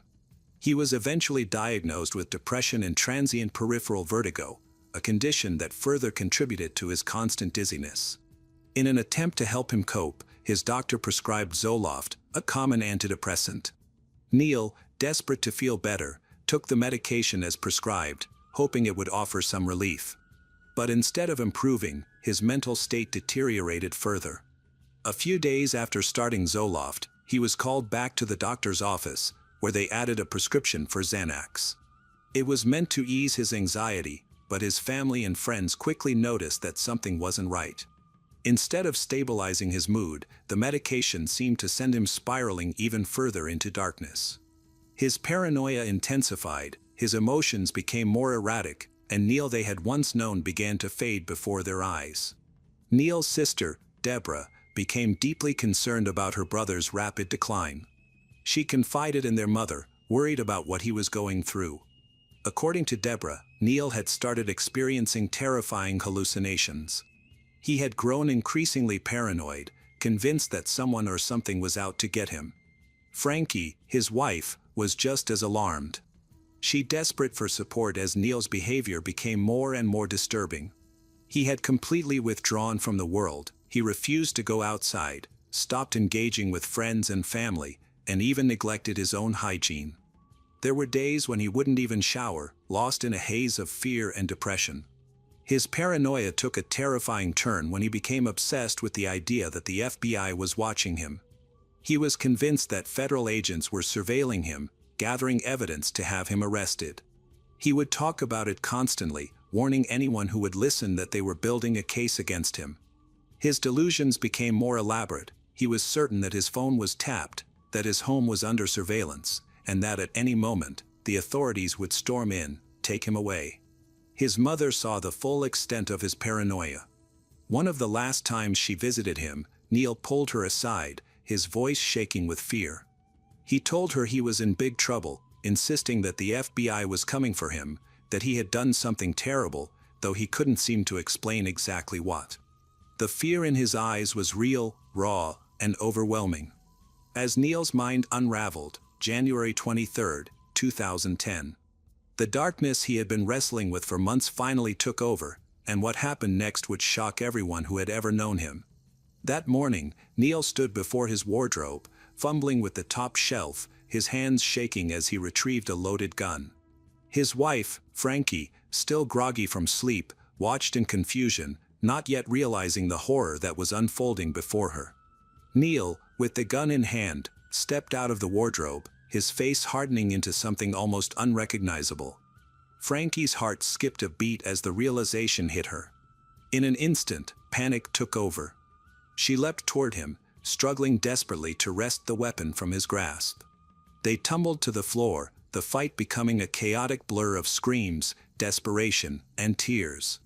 In the midst of the struggle, Neil, in a violent frenzy, struck Frankie, knocking out her front tooth and slicing her finger. Despite the brutality of it all, Frankie didn't give up. She fought with all her strength, but Neil was too much, overpowering her in his disturbed state. With cold detachment, he stood, reloaded the gun, and turned the weapon on her. 2 shots rang out one after another, each striking her in the face, silencing her forever. But Neil's twisted path didn't end there, covered in Frankie's blood. He reloaded the gun and made his way to his son Eric's room. Eric, who had been lying on his stomach in peaceful sleep, was the next victim in the nightmare that Neil had somehow constructed in his mind. 2 bullets tore through Eric's body, but against all odds, the boy survived the first 2 shots. However, Neil was undeterred, his mind fixated on finishing what he had started. He grabbed a pillow and pressed it over Eric's face, ensuring his son wouldn't survive. 2 more shots, and Eric was gone. The house was eerily still now as Neil moved toward the next room, where his youngest son Joshua was sleeping. Joshua, blissfully unaware of the carnage around him, lay curled in his sheets. Neil's actions were methodical, almost as if he were following a script. He covered his son's face with a pillow, silencing him with 2 shots to the face. In a matter of moments, the vibrant lives of his family had been extinguished, with the blood of his wife and children staining his hands. Neil walked to the bathroom and turned on the shower. He stood under the water, numb, as if washing away the sins he could no longer escape. When the shower ended, he dressed, swallowed a cocktail of Vicodin and Xanax, in a haze, left his home. As he drove, the pills began to take effect, making him groggy and disoriented. Less than a mile from his mother's house, Neil passed out behind the wheel, swerving off the road and coming to a stop in the grass. Neil had initially planned to kill his mother, next before taking his own life.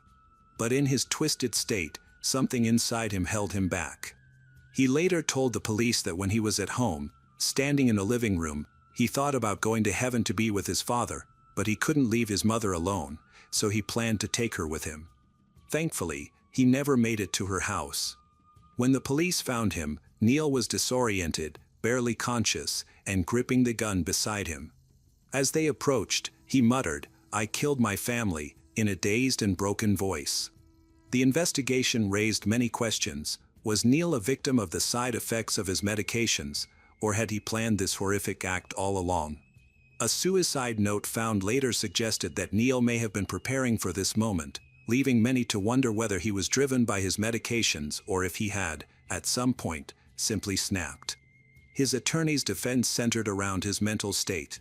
They argued that he had been suffering from severe depression, anxiety, and paranoia, all of which had been worsened by the medications he was taking. They described Neil overwhelmed by financial ruin, haunted by the fear that the FBI was watching him, and convinced that there was no way out. His legal team insisted that he had not acted out of hatred or rage but had instead been driven to an unimaginable breaking point due to the side effects of his prescription drugs. To support their argument, the defense brought in medical experts who testified about the dangers of Zoloft and Xanax, the 2 medications Neil had been prescribed before the murders.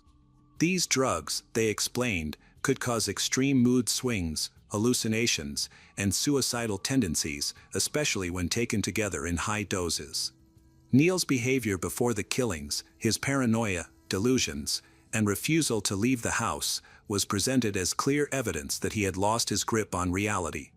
His lawyers pushed the narrative that Neil had been a loving father and husband, a man who had never shown any signs of violence before, making it hard to believe that he had killed his family intentionally. But the prosecution had a different story to tell. They painted Neil not as a victim of medication but as a desperate man who had methodically planned the murders. They argued that his financial troubles had reached a boiling point, and that instead of facing them, he had chosen to take his family's lives in an act of ultimate control. They pointed to the way he had executed the killings, retrieving his gun, reloading it multiple times, and ensuring that no one survived. To them, this was not the act of a man lost in a haze of confusion, but one who had made a deliberate and calculated decision. One of the most compelling pieces of evidence against Neil was the suicide note found in his home. The note indicated that he had thought through his actions and accepted what he was about to do. It wasn't the frantic scribblings of someone in the middle of a psychotic episode. It was organized, reflective in the prosecution's view, proof of premeditation. If he had truly been unaware of his actions, why would he have left behind such a message? The prosecution also called witnesses to testify about Neil's behavior leading up to the murders. His sister, Deborah, had noticed a dramatic shift in his personality. He had become increasingly paranoid. His wife, Frankie, had confided in Deborah that Neil was no longer the man she had married. He had stopped showering, refused to leave the house, and seemed trapped in his own mind. While the defense used these accounts to argue that Neil was suffering from a mental breakdown, the prosecution used them to show that there had been warning signs, signs that should have led Neil to seek professional help instead of resorting to murder. Neil's mother, Goldie, also played a heartbreaking role in the trial. She had been one of the last people to see him before the tragedy. She recalled how Neil had told her, "Mom, I love you, no matter what happens." The courtroom fell silent. At the time, she hadn't thought much of it, but in hindsight, it was clear he had been preparing for what he was about to do. Goldie, who had always seen her son as a kind and loving man. She struggled to reconcile the Neil she knew with the one on trial for murder. As the trial progressed, the jury was left to decide whether Neil Jacobson had truly been in a state of antidepressants-induced psychosis or if he had coldly and deliberately murdered his wife and children. The prosecution emphasized that Neil had made a series of conscious choices, loading his gun, aiming at his loved ones, and pulling the trigger multiple times. They argued that no matter what struggles he was facing, nothing justified what he had done. The defense, on the other hand, urged the jury to consider his mental state, to see him as a broken man who had been consumed by fear, paranoia, and desperation. After days of deliberation, the jury reached a verdict: guilty on all counts. The judge, while acknowledging the tragedy of the situation, made it clear that no level of financial distress or mental illness excused the murder of innocent children and a devoted wife. Neil Jacobson was sentenced to life in prison without the possibility of parole. His fate was sealed, and the courtroom was filled with an overwhelming sense of loss. Neil Jacobson reached a plea deal with the state. He changed his plea from not guilty to guilty of 3 counts of first-degree murder. He stated that the reason was the family's mounting financial situation. Now, he will spend the rest of his life behind bars. Neil Jacobson answered to the judge in the Palm Beach County courtroom, admitting that he shot his wife, Frankie, and then shot their twin 7-year-old sons while they were asleep in their Wellington home back. During the family's turn to speak in court, Neil held his head down and never looked up. Even after the trial ended, many questions remained. Could this tragedy have been prevented if Neil had received different treatment? Were the medications to blame, or was he simply a man who refused to face his failures? No one could say for certain what had driven him to this point. However, what was undeniable was that a mother and 2 young boys had lost their lives in the most horrific way possible. Nothing could ever undo that.